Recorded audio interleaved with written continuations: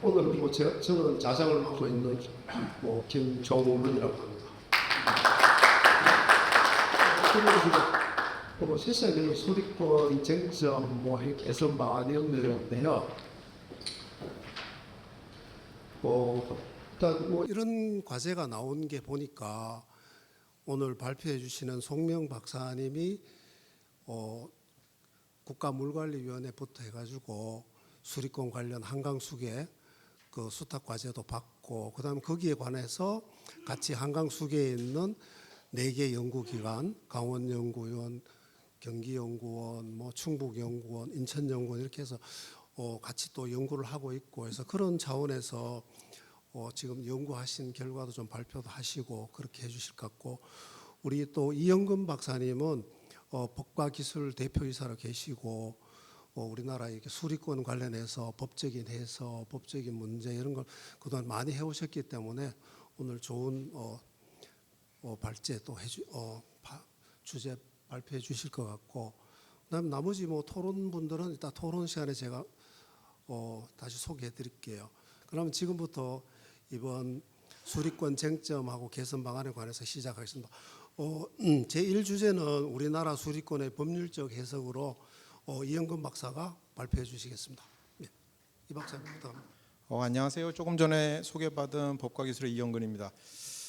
그 수리권 춘천 물포럼에서 토론을 부탁을 받아서 뭘로 할까요? 그랬더만은 우리나라 수리권의 법률적 해석 이런 걸로 얘기하시면 돼요. 그래서 그냥 그거 할게요. 그래서 했는데 제목이 너무 커다 보니까 이야 괜히 했다 이런 생각을 조금 하긴 했었어요.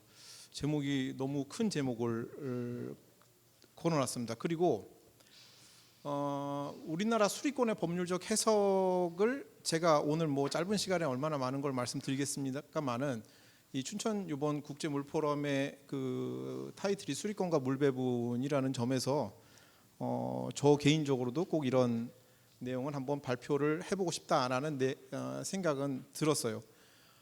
수리권을 이거를 조금 전에 보면 우리 춘천 국제 물포럼에서는 워터라이트라고 수리권을 썼어요. 근데 해외에서는 일반적으로 수리권을 워터라이트라고 하죠. 그래서 우리도 이렇게 쓰시는 분이 계신데 수리권은 워터라이트가 아닙니다. 그러니까 수리권은 워터라이트의 일부분에 속하는 거죠. 그러니까 외국에서는 수리권, 그러니까 물권, 수권이라고 하는 워터라이트는 물의 이용도 포함되지만 물의 거래, 물의 소유 그 모든 용도를 다 워터라이트라는 개념으로 포함을 합니다. 그렇기 때문에 우리나라 같은 경우에는 수리권을 억지로 해석을 하면 이렇게 해석을 하신 분들이 있더라고요. Right of user to use water. 그러니까 사용자가 물을 사용할 수 있는 권리로 영어로는 이렇게 표시를 합니다. 그리고 보니까 앞에 물배분도 저는 디스트리뷰션이라고 썼는데 원래 여기서는 use라고 써 있더라고요. 그래서 이걸 왜 use라고 썼는지 사실 잘 모르겠는데 그렇습니다. 일단 우리나라 수리권을 볼게요. 이게 우리나라 수리권을 가지고 얘기를 할 때 워낙에 많은 분들이 특히 이 공학적 베이스를 가지신 분들이 수리권을 얘기를 할 때 허가 수리권, 관행 수리권, 무슨 수리권, 기득 수리권 이런 얘기를 굉장히 많이들 하시잖아요. 그런데 정말 우리나라의 수리권이라는 거 무엇인지 고민해 볼 필요가 있다라는 거죠. 민법에서는 1958년에 민법을 제정을 했습니다. 그때 누구든지 물이 필요한 사람은 딴 사람들 지장을 주지 않는 범위 내에서 하천의 물을 갖다 써도 돼요. 이게 민법이었습니다. 그리고 이 58년의 규정은 지금도 변하지 않았습니다. 기본이 그래요. 우리나라 민법은 하천에 물을 쓰고 싶은 사람은 누구든지 써도 돼. 대신 딴 사람한테 피해만 주지 않으면 돼요. 이게 민법상의 용수권입니다. 그리고 1961년에 하천법이 제정이 되었죠. 그때는 누구든지 써도 되지만 이제부터는 허가를 받으세요. 일정 이상의 물을 쓰는 사람은 허가를 받으세요. 하천물 한 바가지 퍼갖고 빨래하는 사람 허가를 받지 않아도 돼. 그렇지만 일정 이상 하루에 몇 톤 이상 하는 사람은 허가를 받으세요라고 하는 게 61년 하천법이에요. 전혀 충돌하지 않습니다. 민법과 누구든지 써도 됩니다. 그렇지만 앞으로 허가 받으라는 거고요. 71년에 하천법이 개정이 됐을 때는 이제부터는 허가를 받고 사용료를 지불하세요라고 바뀌었습니다. 71년도에는 사용료를 지불해야 되고, 그래서 국가에서 하천수 사용권이라고 하는 채권을 줬습니다. 이 채권이라는 건 다음 페이지에 나오겠지만은 대물적 특허 처분이라고 그래갖고 대법원에서 지금까지 관행적으로 계속 오래된 관행이에요. 그러니까 이건 채권이에요. 하천 사용 허가는 채권이고, 그리고 댐 사용권이라고 하는 댐법 2조 3호에서 나온 댐 사용권은 그 댐에 있는 물을 특정 용도에 사용할 수 있어. 그리고 거기에 물권이라는 권리를 부여를 했습니다. 말씀드린 것처럼 민법과 하천법을 충돌하는가? 그래서 저는 전혀 충돌하지 않는다고 보는 거죠. 그래서 일부에서 어떤 분들 연구자께서 뭐 하천법과 민법이 충돌하기 때문에 뭐 개정해야 된다라는 말씀을 하시는 분들이 굉장히 많은데, 저는 전혀 충돌하지 않는다고 생각을 하고요. 그리고 물 사용에 대한 권리가 물권과 채권으로 구분되는 이유, 이 부분은 우리가 분명히 짚고 넘어가야 될 필요가 있을 것 같아요. 그래서 저는 크게 4가지, 관행수리권, 기득수리권, 허가수리권, 댐사용권, 이 4가지에 관해서 오늘 말씀을 드리도록 하겠습니다. 먼저 관행수리권인데요. 농경사회에 오래된 관행으로 정착된 개념이 맞습니다. 그리고 민법에서는 조금 전에 말씀드린 대로 공유하천 용수권이라고 규정을 하고 있고요. 그다음에 물이용을 토지소유권 개념으로 파악합니다. 민법 학자들은 거의 99.9%가 토지소유권과 용수권을 같이 본다라는 거죠. 그렇기 때문에 토지와 계속해서 물을 보기 때문에 실제로 수자원을 하는 분하고는 이해가 굉장히 멀어질 수 있어요.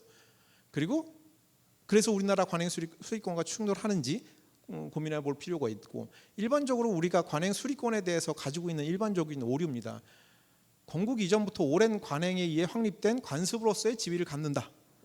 농업용수를 위한 하천수 사용은 사용료를 지불하지 않아도 된다. 우리나라의 민법은 하천법의 상위법으로 관행수리권을 인정하고 있기 때문에 따라서 양법이 충돌한다라는 얘기를 해요. 그런데 생각을 해보시면 우리나라 고려시대, 조선시대에도 마찬가지로 치수정책을 했단 말이죠. 그때 당시에는 국민의 95%가 농업을 영위를 했기 때문에 치수라는 거, 물 사용이라는 거는 국가가 무엇보다도 강력하게 치수 정책을 펼쳤고, 예전에 조선시대, 고려시대 때 하천의 물을 아무나 쓸 수 있다고 생각을 하신다면 그건 정말 오해입니다. 그렇지 않았을 거라고요. 전 사실 그때까지 자료는 찾아보지는 않았습니다만은 몇몇 이제 이전에 연구를 한 기록을 보면 강력한 치수 정책이 아니라 이수 정책을 실시했다는 걸 나와요. 그리고 이수세를 받고 세금을 받고 물을 사용하는 것을 허락했다라는 기록이 있습니다. 그렇기 때문에 지금 농업을 하는 사람들은 그냥 갖다 써도 돼, 이건 전혀 맞지 않는다라는 얘기죠. 민법의 규정입니다. 231조부터 235조까지 여러 가지 규정이 있습니다. 여기 있는 규정들을 제가 굳이 읽어드리지는 않겠습니다만은 그냥 일반적인 규정들이에요. 1958년에 만들어진 일반적인 규정들이 지금까지 이어오고 있습니다. 누구나 써도 됩니다라는 거고, 용수권을 방해받을 때는 손해배상을 청구할 수 있어. 내가 물 쓰는데 누가 방해를 해 손해배상 청구할 수 있는 건 당연한 거죠. 그리고 농구공업을 경영에 이용하는 수로 목리자의 계승 특별 승계인은 용수에 대한 권리 의무도 승계하고, 뭐 이런저런 얘기가 있습니다. 그런데 하천이라고 하는 공공용물에 대한 대세적 권리를 규정한 것, 이 민법상에 있는 공유하천 용수권이라고 하는 것은 하천이라고 하는 공용용물이죠. 이제 이걸 공물이라고 보통 얘기를 하는데, 공물은 뭐 공공용물이 있고 여러 가지로 나누게 됩니다. 근데 이 하천을 보통 이제 공공용물이라고 표현을 하는데, 법학에서는 하천이라고 하는 공공용물에 대한 대세적인 권리를 규정한 것에 불과하다라는 거죠. 이거는 일반적인 대세적인 권리를 규정한 것입니다. 즉 이거에 대해서 토지 소유권으로 독립한 물권으로 보는 견해와 뭐 상린권으로 보는 견해, 이게 민법 학자들이 다 이런 식으로 보는데, 실제로 물을 이용하는 수자원을 입장하는 입장, 그다음에 하천 환경부에서 이 물 관리를 하는 입장에서는 사실은 이걸 토지 소유권이라든지 이런 걸로 보지는 않는다는, 상린권 이런 걸로 보지는 않아요. 그냥 단순히 하천의 공익을 위해서 정부가 형성권을 주장할 수 있는 공법상의 권리로 파악하고 있다라는 거죠. 결국에는 제가 여기서 말씀드리고 싶은 건 뭐냐면, 우리나라 민법상의 관행수리권, 용수권은, 공용하천 용수권은 하천법과 전혀 충돌하지 않는다고 저는 판단을 합니다. 다음으로 이제 기득수리권과 관련된 건데요. 이제 이것도 많은 분들이 말씀하세요. 특히 이제 많은 그 물을 끌어다 쓰는 지자체에서 기득 수리권을 주장하는 경우가 많죠. 하천법을 제정하면서 하천 사용을 허가받은 이후 다목적된 건설로 인해서 물이용 조정의 대상에서 면제되면서 기득 수리권이라는 말이 나오기 시작을 했습니다. 주로 지방자치단체가 대상이 되었고요. 하천수 사용료의 납부를 전제로 댐용수 사용료가 면제되지만 대부분의 지자체는 하천 사용료를 납부하지 않았고, 그리고 하천법상 기득 하천 사용자로 점용 및 사용 허가를 받은 자에 불과하다라는 것입니다. 이게 무슨 말이냐면 다목적 댐이 건설되면서 그 이전에 하천에서 물을 쓰고 있는 자들에 대해서는 사용료를 면제합니다라는 규정이 있었죠. 1999년 하천법 시행령에 이런 규정이 있었습니다. 면제 규정에서 관리청이 정하는 자연갈수량의 범위 안에서 유수를 점용하는 경우, 2008년에 개정이 됐는데 시행령이, 이때는 하천관리청이 하천수 사용 허가의 기준이 되는 유량 범위에서 하천수를 사용하는 경우, 그러니까 이러한 애정정한 규정들 때문에 기득 수리권이 계속 주장이 됐었던 거고요. 그래서 하천 기준 갈수량의 범위 내에서 사용하면 면제되는 거 아니야, 하천관리청이 이런 주장을 했었던 거죠. 근데 그게 2017년에 명확하게 개정이 됐습니다. 어떻게 개정이 됐냐면 하천관리청이 하천 사용허가 기준이 되는 유량 범위 내에서 소관 하천의 요지 보수 등의 하천수를 사용하는 경우에만 면제를 해준다는 거죠. 그렇기 때문에 지금은 전혀 면제를 적용할 수 있는 구실이 이제 없어진 거죠. 해석의 여지가 전혀 없어진 거죠. 따라서 기득 수리권이라고 하는 용어 자체가 원래 없는 용어, 법적으로 없는 용어잖아요. 기득 하천 사용자라고 합니다. 하천법에서는. 이 기득 수리권이라는 용어를 아직까지 주장을 하고 있는 거는 저는 굉장히 넌센스라고 보는 거죠. 이게 뭐 한강, 금강, 낙동강 유역에서 취수를 하는, 그래서 하천수를 사용료를 납부하지 않는 지자체들입니다. 서울이 가장 많죠. 2016년 기준으로 해서 하천수 사용을 취소한 거에 대해서 52.7원으로 계산을 하면 5,330억 정도가 징수를 할 수 있었다. 그렇지만 이해 2016년에 징수한 하천수 사용료는, 지자체가 납부한 하천수 사용료는 92억에 불과했습니다. 91억이네요. 91억에 불과했습니다. 그래서 2017년 현재 5,250억이 징수되지 않았습니다. 이러면 이거는 이제 하천수 사용료라는 제도 자체가 지자체의 기득권에 의해서 붕괴되는 모습을 볼 수 있는 거죠. 그런데 이게 굉장히 오랜 시간에 걸쳐서 이어져 왔음에도 불구하고, 그리고 환경부도 이 내용을 정확하게 알고 있습니다. 그렇지만 개선을 하지 못하고 있는 부분입니다. 그런데 이 물을 연구하는 연구자 혹은 물과 관련돼 있는 모든 관계인들이 지금도 기득 수리권이라는 것을 주장하는 것은 저는 이 부분도 굉장히 타당하지 않다고 생각을 합니다. 허가 수리권은 한 페이지밖에 적지 않았습니다. 이건 뭐 얘기할 거 없는 거죠. 허가 수리권은 대한민국 헌법에서 연원을 찾습니다. 그리고 하천법에서 나온 허가 수리권이라고 하는, 하천수 수리권이라고 하는 거는 누구든지 물을 쓸 수 있습니다. 근데 허가를 받아야 되고 정당한 대가를 지불해야 됩니다. 라는 거가 기본적인 원칙입니다. 그리고 이것이 하천의 기본적인 원칙이에요. 하천에서는 사건을 설정할 수 없기 때문에 이런 하천법에서의 허가 수리권이라고 하는 거는 이런 기조가 지금까지 계속 이어져 왔고 앞으로도 이 기조가 변하지 않을 것이라고 생각을 하고요. 저는 이거에 대해서 문제 제기를 하고 싶은 내용은 없는데, 물론 여기서 이제 뭐 농업용수, 발전용수 이런 부분에 대한 그거 있잖아요. 사용료 용수 대금. 예를 들어서 생곡용수는 1톤에 52.7원인데 발전용수는 그 부분의 7,000분의 1이고 농업용수는 7만분의 1 수준이죠. 가격 격차가 너무 크다 보니까 사실은 그 용수 단가를 조정할 필요가 있고요. 그리고 지금 52.7원이라고 하는 이 지금 하천수 사용 요금 단가도 댐용수 단가도 마찬가지입니다만은 굉장히 오랫동안 지금 52.7원에서 묶여 있는데 사실은 이것도 말도 안 되는 거죠. 그것도 올려야 된다고 생각하지만 그거는 뭐 제가 이번에 말씀드린 내용은 아니니까 넘어가겠습니다. 제가 이번에 말씀드려야 될 가장 핵심적인 내용은 댐 사용권입니다. 제가 댐 사용권이라는 내용을 이 자리가 아니라 뭐 작년에도 여러 군데에서 말씀을 드린 적이 있는데, 제가 댐 사용권을 계속 말씀을 드리는 이유는 우리나라 수리권에서 댐 사용권이 가지고 있는 영역이 굉장히 큽니다. 크고 막강하고 그리고 굉장히 끈적거리는 법제도라고 저는 생각을 해요. 댐 사용권이란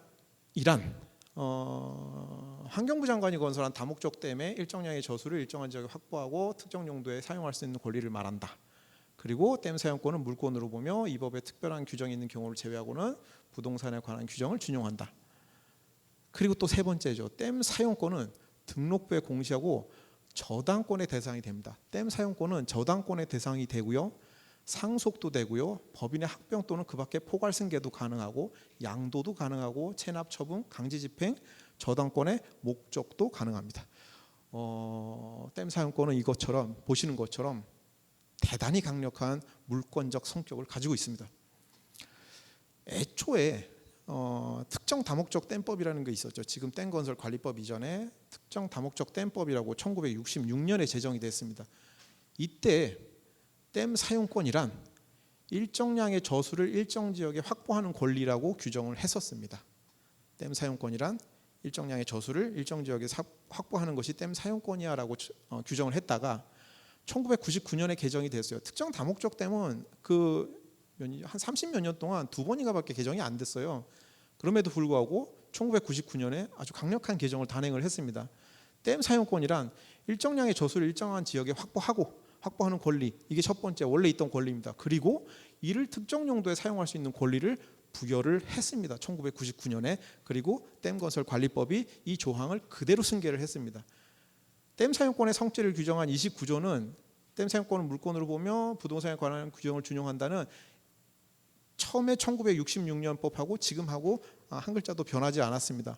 그렇지만 애초에 댐 사용권의 성질을 규정한 29조 댐 사용권을 물권으로 보는 규정은 댐 사용권이 일정량의 저수를 일정한 지역에 확보했을 때 부여한 권리고 그 이외에 두 번째인 특정 용도에 사용할 수 있는 권리가 부여됐음에도 불구하고 이 물권적 성격 조항은 변경이 되지 않았다라는 거죠.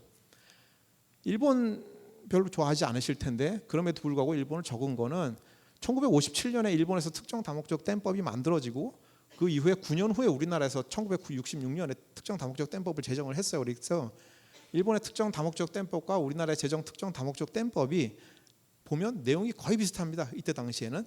그리고 이때 일본의 제정 특정 다목적 57년에서 다목적 댐에 의한 댐 사용권을 이렇게 규정했습니다. 다목적 댐에 의한 일정량의 유수의 저류를 일정한 지역에 확보하는 권리라고 규정을 했었어요. 이거하고 다른 게 없죠. 우리는 저수라고 하지만 일본은 유수의 저류라고 이거 표현상의 차이뿐이지 내용은 완전히 동일합니다. 그리고 2024년 현재도 이 규정은 전혀 변하지 않았습니다. 80년 동안 이 규정은 그대로 이어오고 있다라는 거고요. 그리고 마찬가지로 일본의 하천법에서도 특정 다목적 댐법이죠. 댐 사용권의 성질 규정이 우리나라 댐건설법에 나와 있는 규정과 완전히 동일합니다. 결국은 우리나라는 변했는데 일본은 변하지 않았어요. 그런데 왜 변하지 않았을까? 우리나라는 왜 변했을까? 왜 이런 권리를 주었음에도 불구하고 여전히 물권이라는 성격을 주고 있을까? 이 부분에 대해서 이제 저는 고민을 한 거죠. 댐 사용권에 대한 일본의 통설, 댐 사용권, 즉 물권의 객체는 댐 최고 수위에서 수면과 토지가 접하는 부분, 즉 해당 지역의 하천입니다. 즉 일본에서의 댐 사용권이라는 것은 우리나라 마찬가지로 댐을 만들어서 물을 저수를 시키면 그 저수 끝이 맞닿은 그 구역, 이게 댐 사용권이 가지는 범위입니다. 그렇기 때문에 부동산에 관한 규정을 적용을 하는 거죠. 그 범위만큼만 댐 사용권을 인정할게라는 것이 일본 댐 사용권의 통설이고요. 우리나라도 여전히 원래는 이제 그렇다라고 하는 거죠. 그런데 우리나라 댐 사용권의 경우는 특정 용도에 사용할 수 있는 권리가 포함되어 있기 때문에 이거를 물권으로 인정할 수 있어? 라는 문제가 제기가 되는 겁니다. 댐 사용권의 설정은 댐 건설관리법에 적용을 받는 다목적 댐에 한해서 적용이 되죠. 하천관리청의 하천 혹은 물관리 책무를 위하여 설정한 공권적 행위로 파악을 하고 있습니다. 그리고 댐 건설관리법 댐건설관리법 26조 몇 조입니까? 잘 안 보이는데 여기서는 뭐 어쩌고 저쩌고 해야 한다. 결국은 댐 사용권은 하천에 있어서 유일한 물권이지만 저는 이건 이제 공법상의 물권이라고 보는 거고요. 이건 이제 공유 물권이라는 표현을 씁니다. 이게 뒤에 나오겠지만은 잠깐 다음 페이지로 이제 잠깐 돌려 보면은 일반적으로 우리 이제 댐 건설 관리법에서 댐 사용권의 성질은 물권으로 보고 부동산에 관한 규정을 준용한다라고 써 있는데 이와 유사한 규정들이 우리나라 법에는 굉장히 많습니다. 농어촌 공사법에서도 기반시설 관리권은 농업 기반시설 관리권은 물권으로 보며 이 법에 특별한 규정인 제외하고 민법 중 부동산에 관한 규정을 중요한다. 수자원공사법 시설관리권, 물권, 부동산. 그다음 민간투자법도 관리 운영권은 물권으로 보고 민법에 부동산에 관련 규정한다. 이런 식으로 이런 규정이 굉장히 많습니다.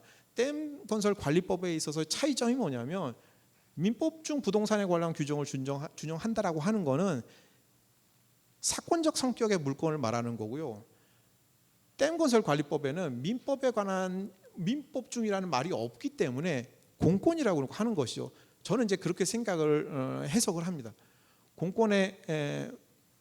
공법상의 물권이라고 저는 생각을 한 거죠. 그러니까 물권과 채권의 차이점에 대해서는 일반적으로 제가 이제 간단하게 말씀드릴 때 이런 얘기를 드립니다. 채권은 전세 들어 살고 있는 사람이에요. 내가 전세를 들고 이 집에 10억을 두고 전세를 살아. 이 아파트에 전세가 들어갔습니다. 그러면 저는 그 전세 준 집에 제가 거주할 수 있는 모든 목적을 취할 수 있는 거죠.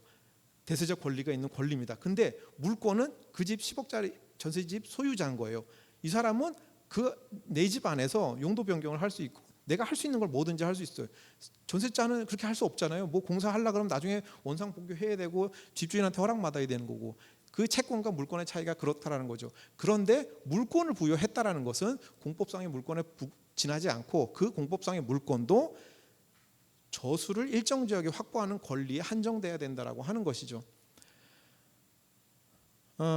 그리고 또 하나는 특정 용도에 사용할 수 있다고 하는데 일본의 특정 용도라는 건 정해져 있습니다. 딱 세 가지입니다. 생활용수, 공업용수, 그리고 뭐 이렇게 세 가지인데 우리나라 그 댐 사용권에 있는 특정 용도라고 하는 거는 무진장에 맞습니다. 모든 용도를 다 포괄하는 게 특정 용도입니다. 뭐 주운 뭐 다 들어가요. 생활용수, 공업용수, 발전용수 뭐 모든 게 다 들어갔기 때문에 사실은 그거는 있을 수 없는 거죠. 그리고 또 우리나라 댐 사용권은 아까 말씀드린 뭐 상속, 승계 뭐 다 되면서 물을 거래도 할 수가 있습니다. 물을 팔 수도 있는 거죠. 강력한 물권을 가지고 있는 게 우리나라 댐 사용권이라고 하는 것입니다. 그렇기 때문에 지금 이런 식의 규정과 맞춰보면 댐 건설 관리법에 있는 댐 사용권은 우리가 생각하고 있는 물권적 성격을 가지고 있는 댐 사용권과 다르다. 그럼에도 불구하고 법원에서는 물권으로 인정을 하는 판례가 계속해서 나오고 있는 거죠. 2022년에 헌법재판소가 댐 사용권을 바라본 적이 댐 사용권에 대한 그 판례를 내린 적이 있어요. 이때도 마찬가지 판례를 합니다. 댐 사용권자가 저수를 사용해서 투자 비용을 적절하게 회수할 수 있도록 하고 있고 댐 사용권은 배타적 사용권도 가지고 국가 특허에 부여되는 권리고 이거는 이제 비슷하죠. 하천수의 사용 허가와 재산권 보장이 대상이 되고 공익을 위하여 개별적인 구체적으로 박탈 제한하는 것으로 헌법 23조 3항에 뭐 구한 것이라고 볼 수 있고 공익적 목적을 갖는 권리이고 헌법재판소가 본 댐 사용권은 그겁니다. 댐 사용권이라는 거는 국가가 수자원공사라고 하는 공적 기관에다가 부여한 권리이니만큼 이거는 공익이 굉장히 크기 때문에 이거는 보호받아야 돼라는 논리로 계속 이 판례에서 얘기를 합니다. 그러니까 처음부터 끝까지 이거는 공익이야. 그렇기 때문에 인정해 줄 수 있어라고 하는 거죠. 잘못된 판단이라고 저는 생각합니다. 헌법재판소의 판단이. 마지막으로 이제 댐 사용권의 본질을 둘러싼 법리 이거는 그냥 지금까지 말씀드린 것과 마찬가지인 것 같아요. 일정한 지역에 확보하는 법적 의미에 대한 재해석이 필요하고요. 특정 용도 사용 권한의 추가가 물권으로 로서의 성격 및 부동산에 관한 규정의 준용의 의미에 미치는 영향 이 부분도 사실 우리가 다시 논의를 해볼 필요가 있습니다. 1999년에 댐 사용권에 대한 그 범위가 확대된 점, 그 다음에 2008년에 하천법 전부 개정을 해서 하천의 국유화가 폐지가 됐죠. 그러니까 어떤 일부 사람들은 우리나라 물 관리에 있어서 가장 큰 획을 끊는 것이 2018년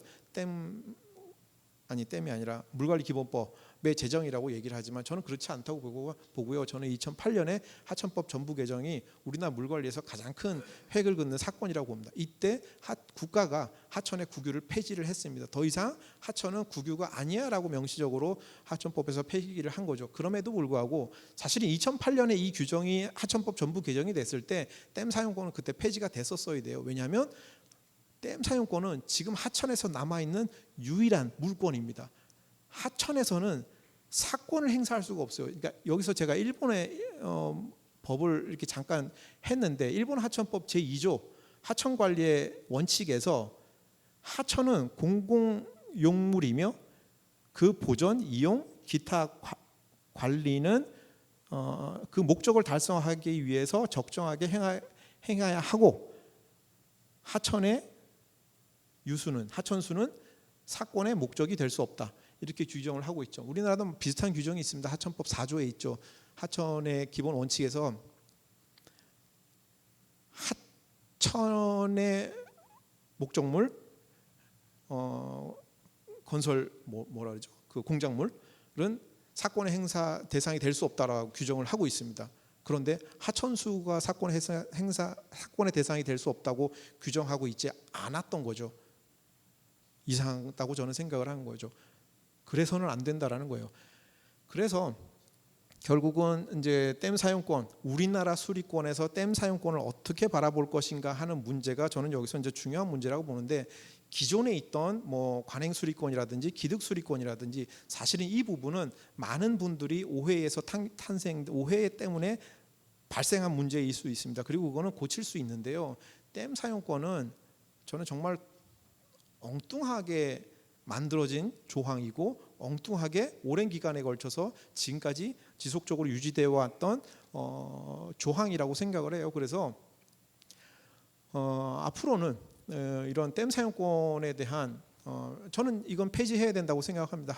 댐 사용권은 하천 관리의 원칙에 어긋나기 때문에 댐 사용권은 당연히 폐지되어야 되고 그리고 댐 사용권을 폐지함으로써 불이익을 받는 기관이 있다면 그건 그에 따른 또 다른 제도를 창설하면 되지만 어쨌든 댐 사용권은 하천 관리의 원칙에 하천 관리의 철학에 전혀 맞지 않는다고 생각을 합니다.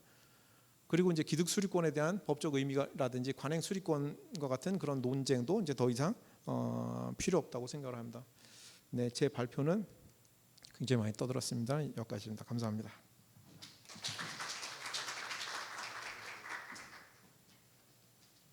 예, 이영건 박사님 법적인 해석에 관해서 이제 말씀을 했고요. 나중에 이제 토론 시간에 또 같이 또 얘기해보고 그다음에 두 번째 주제는 우리 한강수계 수리권 제도가 갖고 있는 현재 쟁점이 뭔가 그래서 어떤 제도 개선할까 이런 방향에 대해서 송명 박사님께서 발표해 주시겠습니다. 송명 박사님 부탁합니다. 네, 소개받은 송미영입니다. 제목은 뭐 들으신 바대로 이렇고요. 이런 순서로 제가 설명을 드릴 계획입니다. 우선 이제 이영근 박사님은 법률을 해석하는 관점에서 설명하셨고 저는 물 분야에서 물을 관리하는 그 어떤 의미에서는 기술 아니면 공학적 입장에서 우리나라 제도를 바라보는 거죠.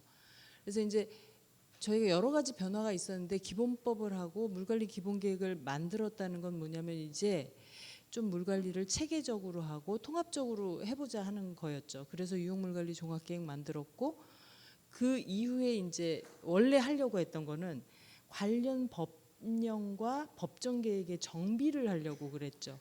근데 그게 사실은 오랫동안 논의가 되었으나 진전이 없는 분야 중에 하나입니다. 근데 앞에 물기본법을 사실 완성하기 위해서는 그 뒤에 다양한 법령하고 법정계획의 정비가 원래 수반돼야 돼요. 근데 그거는 시간이 오래 걸릴 거기 때문에 그중에 제가 지금 관심 있는 수리권에 대해서 잠깐 말씀드리자면 이미 환경부로 이제 물을 하는 권리가 다 넘어왔으니까 예전처럼 국토부와 환경부 뭐 그 더 넓히면은 뭐 농림부나 산자부 이렇게까지 확장되는 물관리 분야를 환경부 안에서라도 해결할 수 있는 단초가 제공이 된 거죠. 그래서 환경부는 자기 자신한테 주어진 권리를 가지고 앞으로 그거에 필요한 법령의 개정과 법정 계획을 정비를 해야 되는 거죠. 근데 실제로는 어떻게 그걸 해야 되냐면 환경부가 수공을 통해서 그런 역할을 정리를 해야 되죠. 근데 지금은 사실은 거꾸로 어떻게 하냐면 수공이 환경부를 조정하죠. 근데 이게 왜 그럴까 하는 그 고민을 오랫동안 하지만 그 고민보다는 그거를 제도적으로 어떻게 고칠 수 있나를 제가 고민한다고 생각하시면 될 것 같아요. 그래서 이제 저는 수리권을 어떻게 정리를 했냐면 제가 뭐 법률을 하는 사람은 아니니까 여러 가지 내용이 있지만 기존에 있던 문헌을 아까 훨씬 더 이영근 박사님이 해주셨기 때문에 제가 이 앞부분은 저는 간단하게 지나가도록 하겠습니다. 그러니까 민법에 있는 거를 사실 저도 이영근 박사님 말씀하신 것처럼 공유하천 용수권이 민법에 써 있지만 그게 하천의 허가 그 하천수 사용권으로 통합이 됐다고 저희가 이해하면 되는 거죠. 왜냐하면 지금 하천에 있는 모든 물은 누구나 국가한테 허가를 받아야지만 그 허가 범위 내에서 쓸 수 있는 거죠. 근데 이제 거기서 제일 불투명한 부분이 아까 말씀하신 기득수리권이라고 명명돼서 이미 그게 내 권리라고 지자체들이 주장하는 그 부분. 그 부분을 어떤 식으로 처리하면 좋겠냐. 그런데 이제 지금까지 우리나라 중앙정부는 어떤 태도를 취하냐면 그런 문제를 내가 굳이 건드려 가지고 거기서 막 싸움을 일으키고 갈등하고 싶지 않으니까 그냥 그거 기득수리권이라고 그냥 둘까? 이 정도에서 그냥 멈추고 있는 거죠. 근데 이제 개별 집단이나 아니면 지자체 개인 입장에서 본다면 어떤 사람은 이런 뭐 예를 들면 이런 거죠. 어떤 사람은 최고급 대우를 받고 어떤 사람은 하급 대우를 받는데 그 중간에는 여러 사람이 있는데 그 사람들 간에 이게 진짜 나한테 형평한 거야? 공정한 거야? 이런 질문을 할 경우 그 문제를 해결하기 위해서 사실은 민법에 있는 것들이 사람들 머릿속에서 완전히 정리가 돼야 되는 거죠. 이게 관행으로 있던 관행수리권이나 기득수리권이라고 우리가 불렸던 그 부분이 민법의 공유하천 용수권으로 돼 있지만 실제로는 하천법의 하천수 사용권으로 모두 정리가 되었다라고 이제 서로 인정을 해야 되는 거죠. 근데 이게 계속 혼란이 있는 거죠. 아까 설명하신 것처럼. 그리고 이제 수리권에서 이제 가장 중요한 건 하천법인데 하천법에서 수리권이란 말 자체가 어느 순간 사라졌어요. 여기 보신 것처럼. 그러니까 그 전에는 수리권이란 용어 자체가 막 돌아다니고 있었는데 법 개정을 하면서 수리권이란 용어가 갑자기 사라지면서 그냥 하천수 사용권이라는 굉장히 구체적인 용어로 바뀌었죠.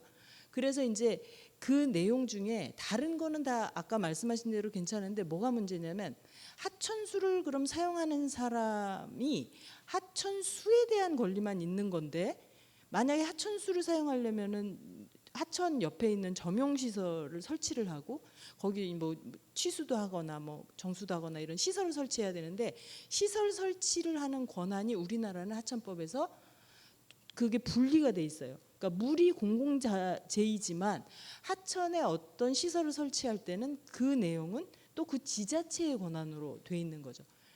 그래서 그 두 가지가 지금 상충하고 있어서 그 문제를 한번 해결해 볼 필요가 있습니다.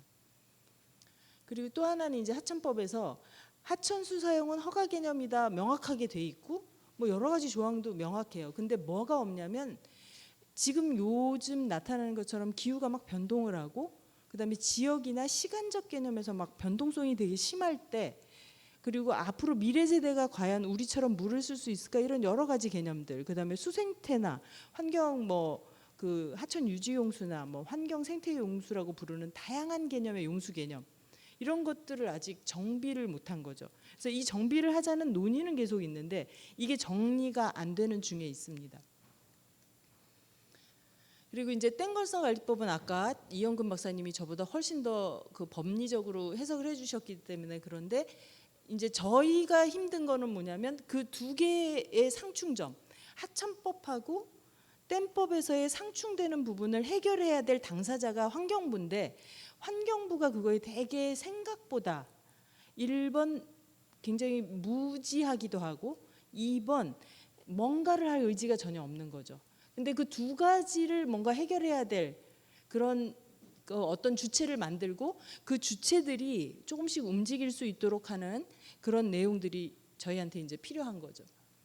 그래서 이제 예전에 보시면 사실 이 중에 제일 큰 이 수자원법이 있었는데 그게 거의 작동을 안 하죠 이제. 그다음에 그거를 수립도 안 하고 그 옆에 보시면 물환경보전법, 환경부가 아직 물환경보전법을 정비를 안 했는데 원래 물관리기본법 만들면서 수자원법을 없애고 물환경보전법도 없앤 다음에 그 유역 안에서 유역종합계획을 만들고 그 하위의 모든 법들을 정비를 할 계획이 있었던 거죠.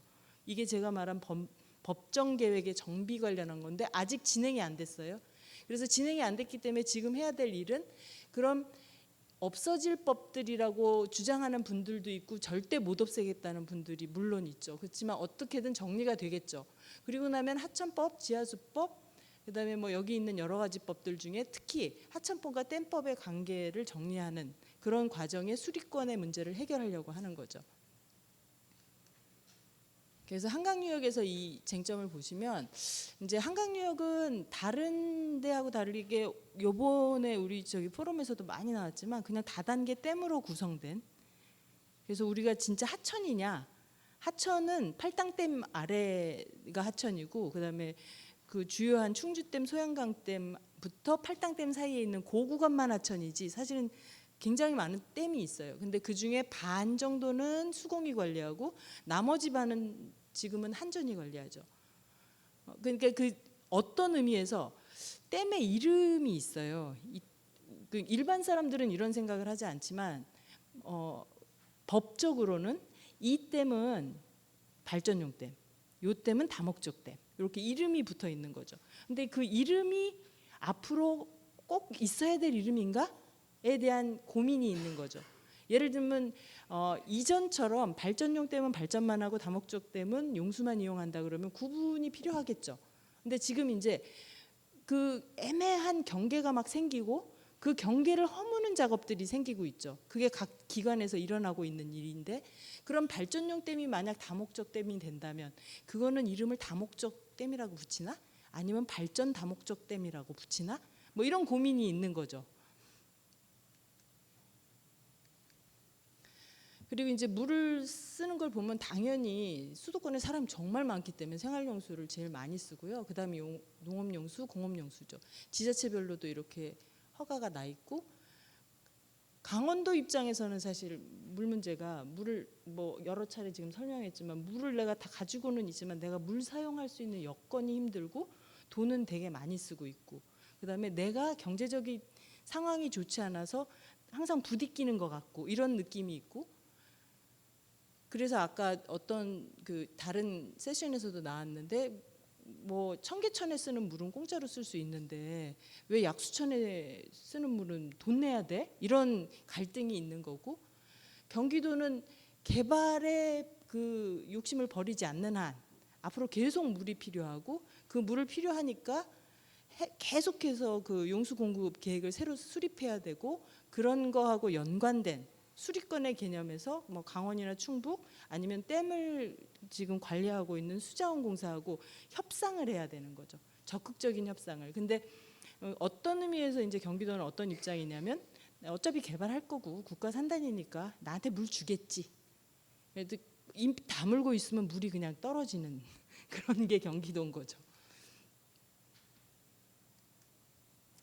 그래서 이제 크게 얘기를 하진 않지만 이제 경기도 입장이나 아니면 다른 지자체에서도 답답한 게 물을 막 80만 톤, 100만 톤 이렇게 공급하는데 이게 수도정비 종합계획에서 그냥 이렇게 논의해가지고 그냥 국가위에 이렇게 해가지고 그냥 이렇게 수립돼요.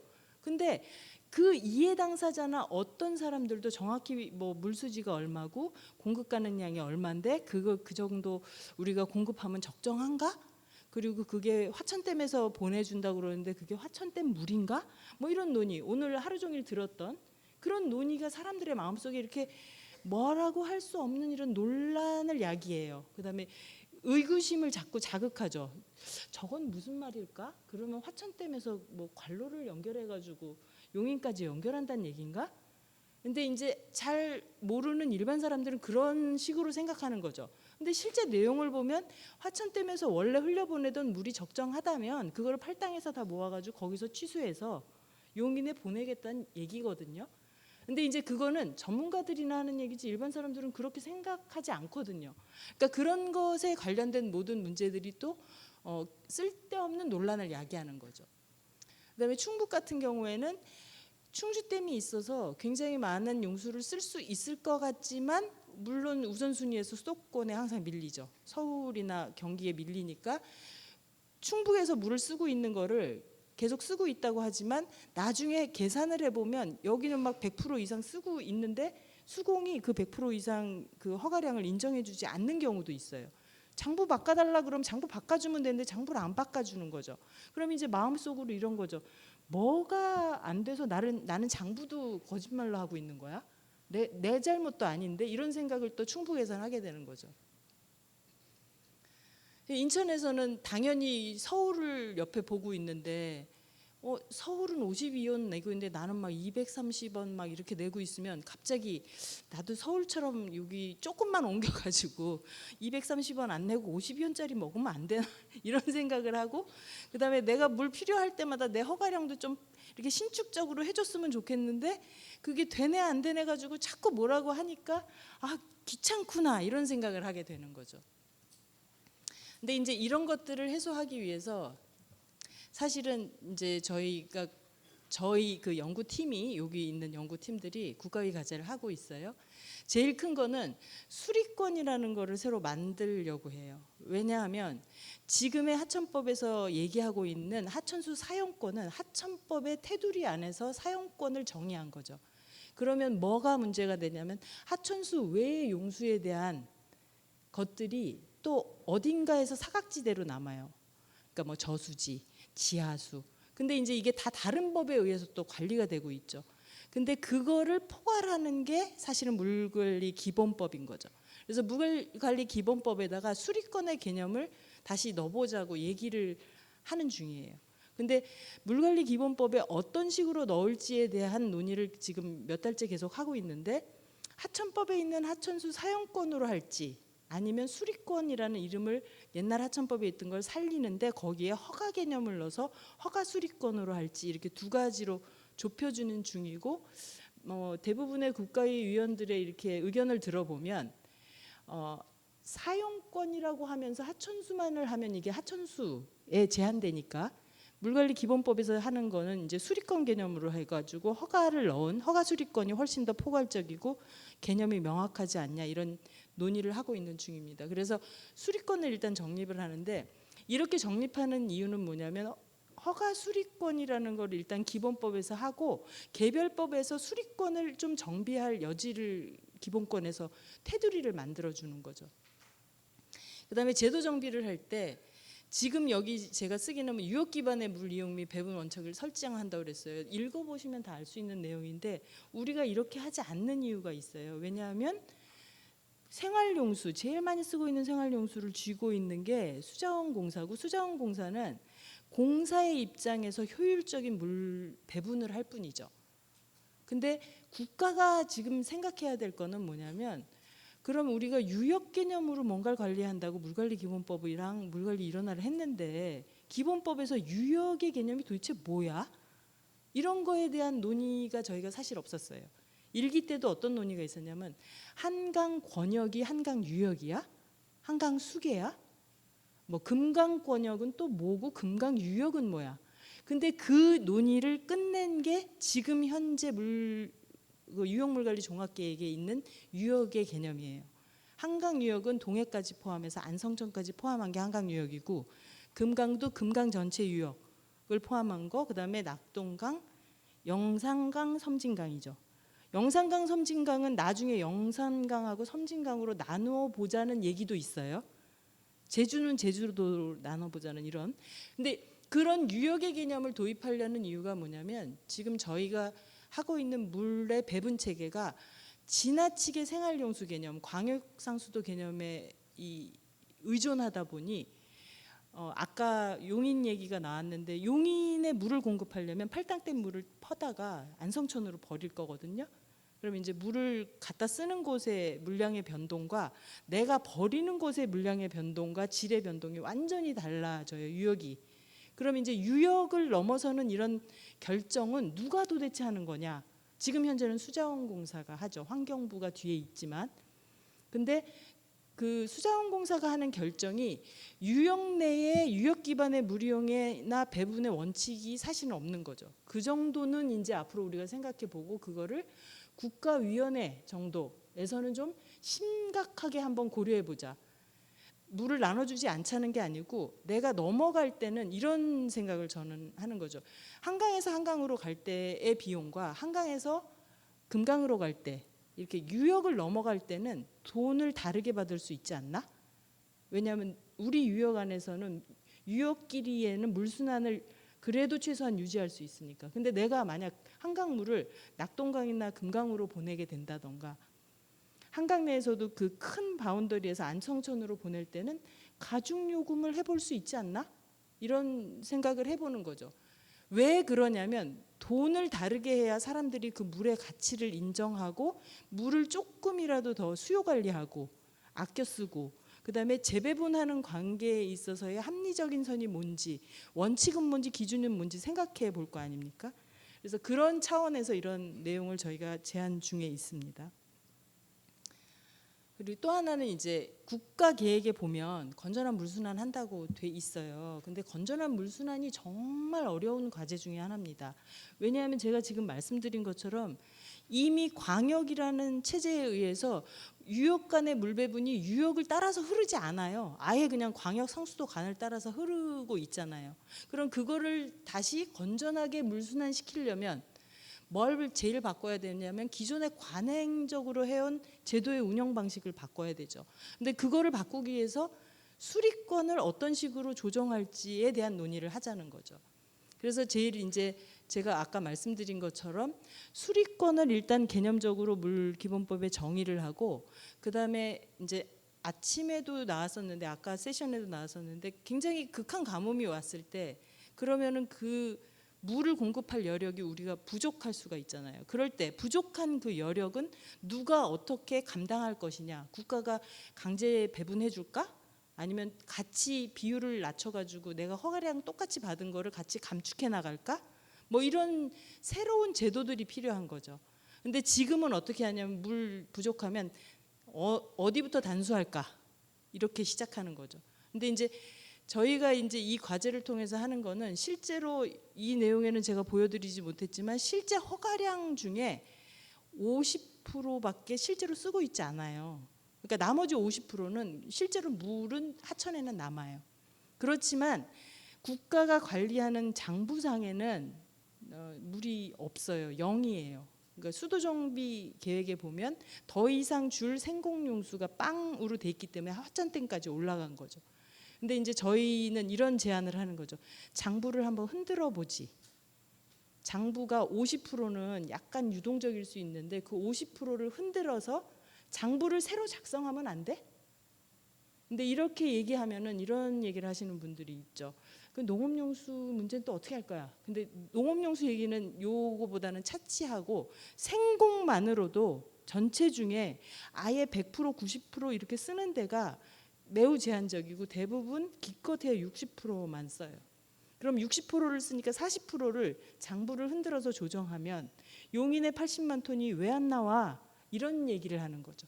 이제 그런 내용을 사실은 제가 설명을 드리고 싶었으나 제가 지금 과제를 하는 중에 있어서 그 내용들은 못 담았습니다. 근데 어쨌든 그런 내용을 포함한 수리권의 조정, 그다음에 수리권 조정을 조금 더 지금 앞으로 다가올 기후위기하고 연동해서 하는 방법 이런 것들에 대한 논의를 앞으로 시작했으면 하는 게 저의 기대입니다. 이상입니다.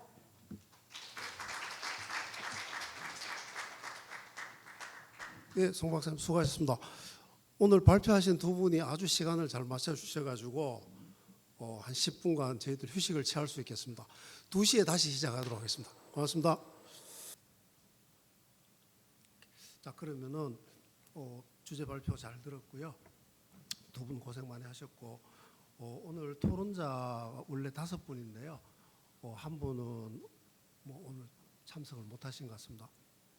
그래서 이렇게 보니까 가나다 순으로 하기도 그렇고 이렇게 보니까 제가 오늘은 역순을 하는 것도 더 좋겠다. 제가 보니까 여기 유문현 박사나 우리 한수원에게 김태선 부장님은 이해 당사자가 조금 더 깊은 것 같아요.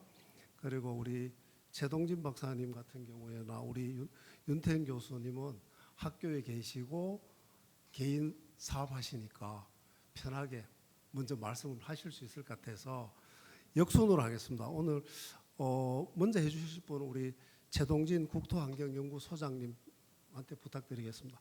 발표 시간은 뭐 네 분이니까 한 10분 정도로 내외를 해주시고 또 플로어에 계신 분들 중에 또 얘기하실 분도 계시고 하니까 조금 그 시간을 남겨놓고 그렇게 하겠습니다. 최동진 박사님 부탁드리겠습니다. 안심하고 있었는데 또 처음 시켜서 어쨌든 그 발제자들의 발제 내용에 거의 전적으로 공감을 하고요. 대신에 이제 질문을 하나씩 드리고 싶습니다. 먼저 이제 이영금 박사님이 이제 댐 사용권 문제를 주로 얘기를 하셨고 현재 이제 판단에 대해서 약간 해석을 달리한다 이렇게.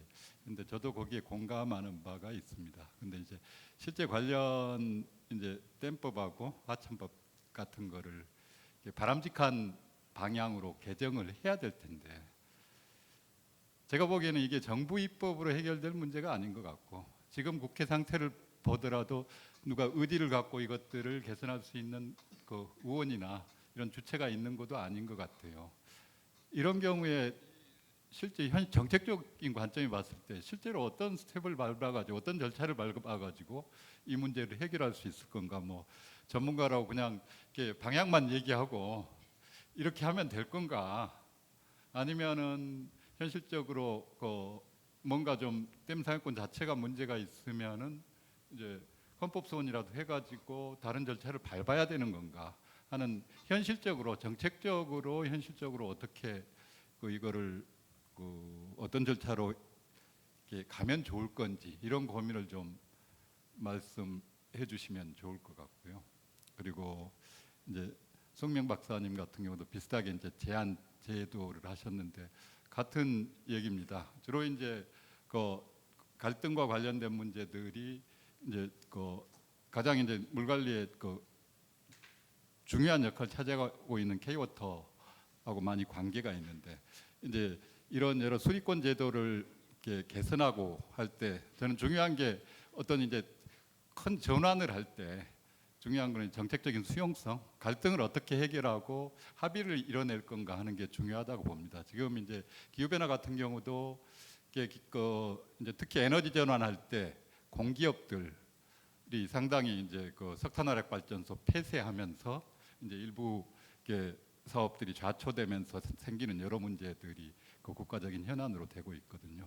예를 들어서 이제 기존의 댐 사용권 제도나 이런 것들을 취수 부담금으로 전환을 한달지 아니면 다른 제도적인 방안을 고려할 때 저는 중요한 게 이제 가장 핵심적인 이해 당사자들이 수용할 수 있어야 되고, 특히나 이제 전환 때문에 이제 영향을 받는 주체들이 적극적으로 이런 방향이 장기적으로 보면은 우리한테도 더 나은 방향일 수가 있겠다 하는 이런 수용성 대안에 대한 고민이 중요하다고 봅니다. 예를 들어서 이제 전체적인 댐 사용권을 고려했을 때 지금 댐 사용권으로 인해서 이제 K워터가 갖고 있는 문제들하고 그다음에 이제 실제로 이제 얻는 편익들하고 이런 것들보다 조금 더 나은 방향으로, 기관의 입장에서 나은 방향으로 나갈 수 있는 대안들을 잘 설계하지 못하면 이게 이제 부처에서 수용이 안 되고 기관에서 수용이 안 되면 갈등만 되고 계속 이제 비슷한 이제 논의가 반복될 가능성이 큰데 이런 것들을 어떻게 해결할 수 있을 건가 하는 이제 이런 질문을 좀 드리고 싶고요. 그래서 어떤 식으로 생각을 하고 있는가 하는 거하고 이제 마지막으로 이제 제가 요즘에 이제 기업들 한강 뭐죠? 반도체 형수 때문에 기업들 ESG 보고서나 또 국내 해외 반도체 기업들의 이제 정책 동향을 보고 최근에 이제 수자원 쪽 말고 환경부 같은 경우 물환경 쪽에서 환경부 발표한 자료들 보면 워터 포지티브 얘기를 많이 하더라고요.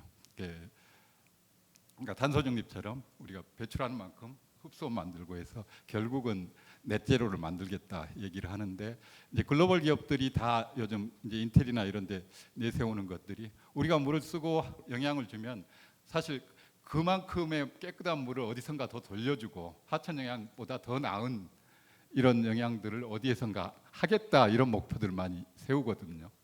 그리고 실제로 하고 있고 그리고 우리 기업들도 거기까지는 아니지만 이제 삼성이나 이런 데를 보더라도 최소한 삼성 같은 경우도 2030년까지 우리 치수도 하지 않고 늘어나는 용수는 다 이렇게 재활용하거나 내부에서 처리하겠다 그렇게 발표하고 그런 계획을 해서 그것 때문에 무슨 이렇게 프리미엄 인증도 받고 했어요. 국제 이제 신용 평가하는 이런 기관들 중에서.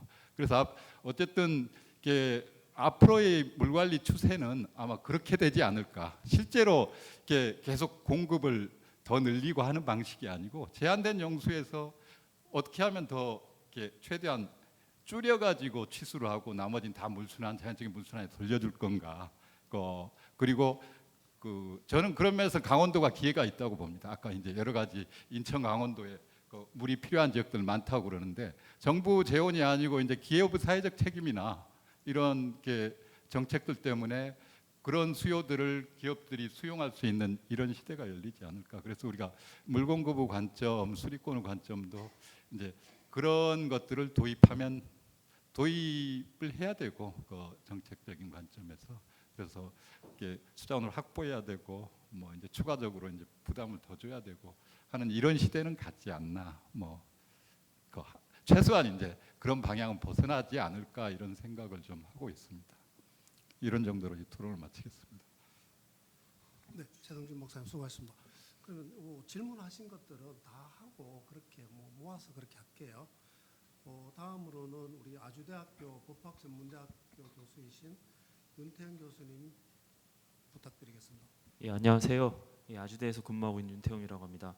오늘 이렇게 좋은 자리에서 또 중요한 발표를 해주신 두 분의 토론을 맡게 돼서 영광입니다. 제가 토론문을 한 열흘 전쯤 보내드렸는데 아마 책자가 너무 두꺼워서 반영이 안 된 것 같아서 그냥 토론문을 그대로 읽도록 하겠습니다. 일단 우리나라 그 수리권 제도에 여러 문제가 많다는 점, 특히 관행 수리권의 문제점에 대해 지적하시는 두 분의 중요한 발표 잘 들었습니다. 이 발표 자료에는 안 나와 이제 PPT로만 돼서 안 나와 있어 혹시 발표만 들으시면은 여기 계신 청중들께서 오해를 하실 수도 있을 것 같다는 생각이 들어서요. 제가 이제 허가 수리권과 관행 수리권의 연원 어떻게 이렇게 됐는지 그리고 댐 용수 사용권의 취지와 그 법적 성격에 대해서 간단히 좀 말씀드리면 다음과 같습니다. 먼저 하천법 제정 이후에 공유하천을 이용하기 위해서는 당연히 허가를 받아야 합니다.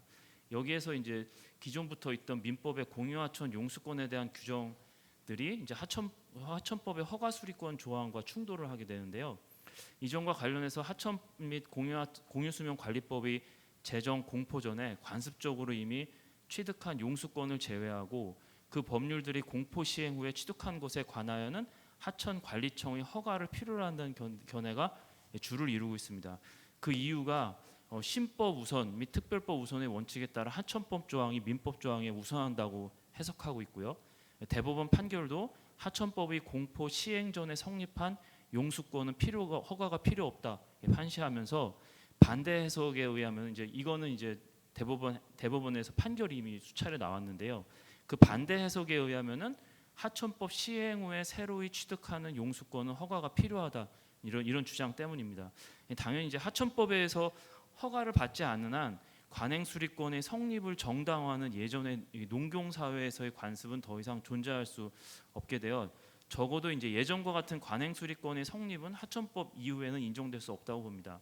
이러한 취지에서 하천법 제정 당시에 관행 수리권을 좀 정리를 했으면은 지금처럼 문제가 되지 않았을 텐데 이미 인정되어 오던 관행 수리권을 대법원 판결로 재산권으로 인정했기 때문에 그래서 이제 그렇기 때문에 이제 기득수리권이라는 법에 없는 용어가 생긴 겁니다. 그래서 용어가 나올 정도로 여전히 이제 문제가 되고 있는 것입니다.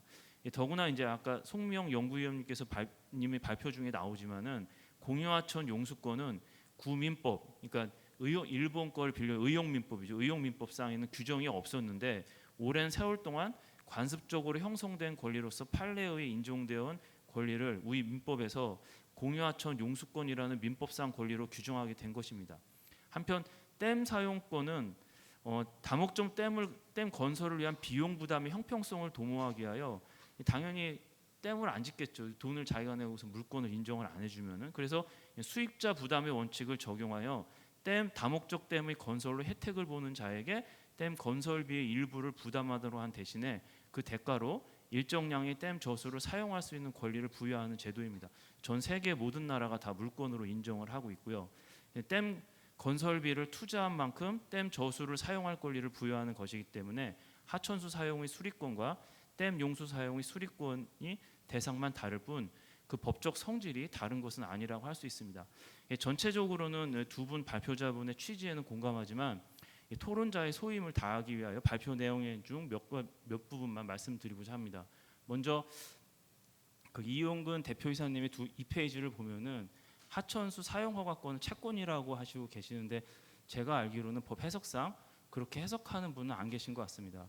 하천법에 의한 수리 사용 허가는 일반적으로 금지되어 있는 유수의 점용이라는 행위에 대하여 특정 요건을 갖춘 자에 대하여 그 금지를 해제한다고 하는 성격을 가진 행정법상 허가입니다. 근데 그 허가를 얻은 자는 다른 하천 사용자에 대하여 일정한 권리를 가진 것으로 되기 때문에 수리 사용 허가는 새로운 권리를 준다고 하는 효과를 가진 특허로 이해되고 있습니다. 즉 수리 사용 허가를 얻은 자는 허가받은 수리 사용의 범위를 일탈하지 않는 범위에서 실질적으로 물을 독점적으로 지배하여 이용하고 그것을 방해하는 행위를 배제할 수 있고 허가를 얻은 한도에서 배타적 지배 권능을 가진다고 이해됩니다.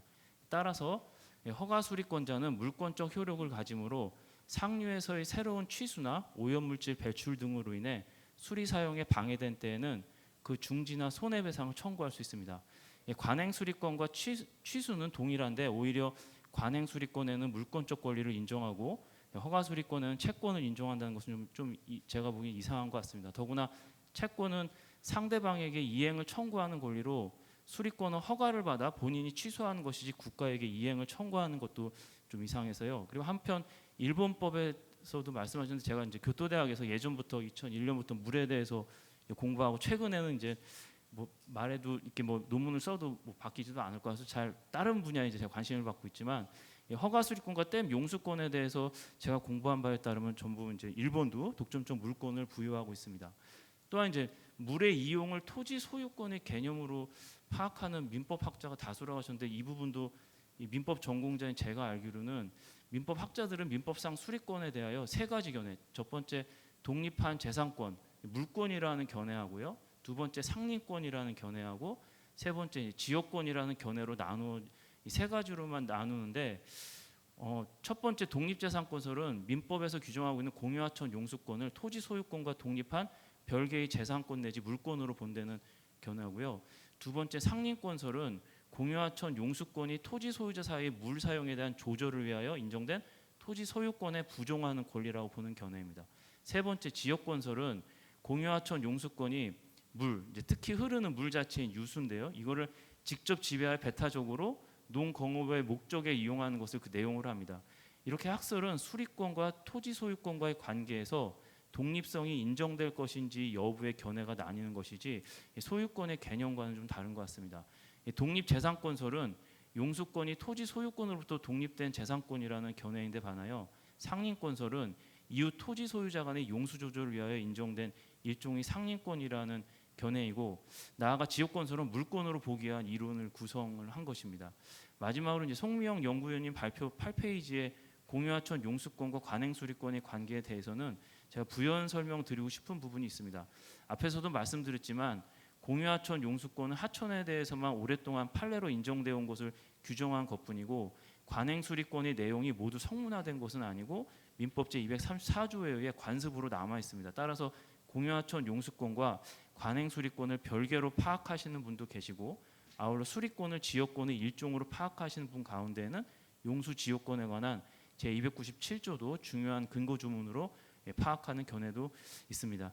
이상 두서없이 말씀을 드렸습니다만 많은 공부를 할 수 있게 가르침을 주신 두 분의 발표자분께 감사드리면서 토론을 마치고자 합니다. 감사합니다.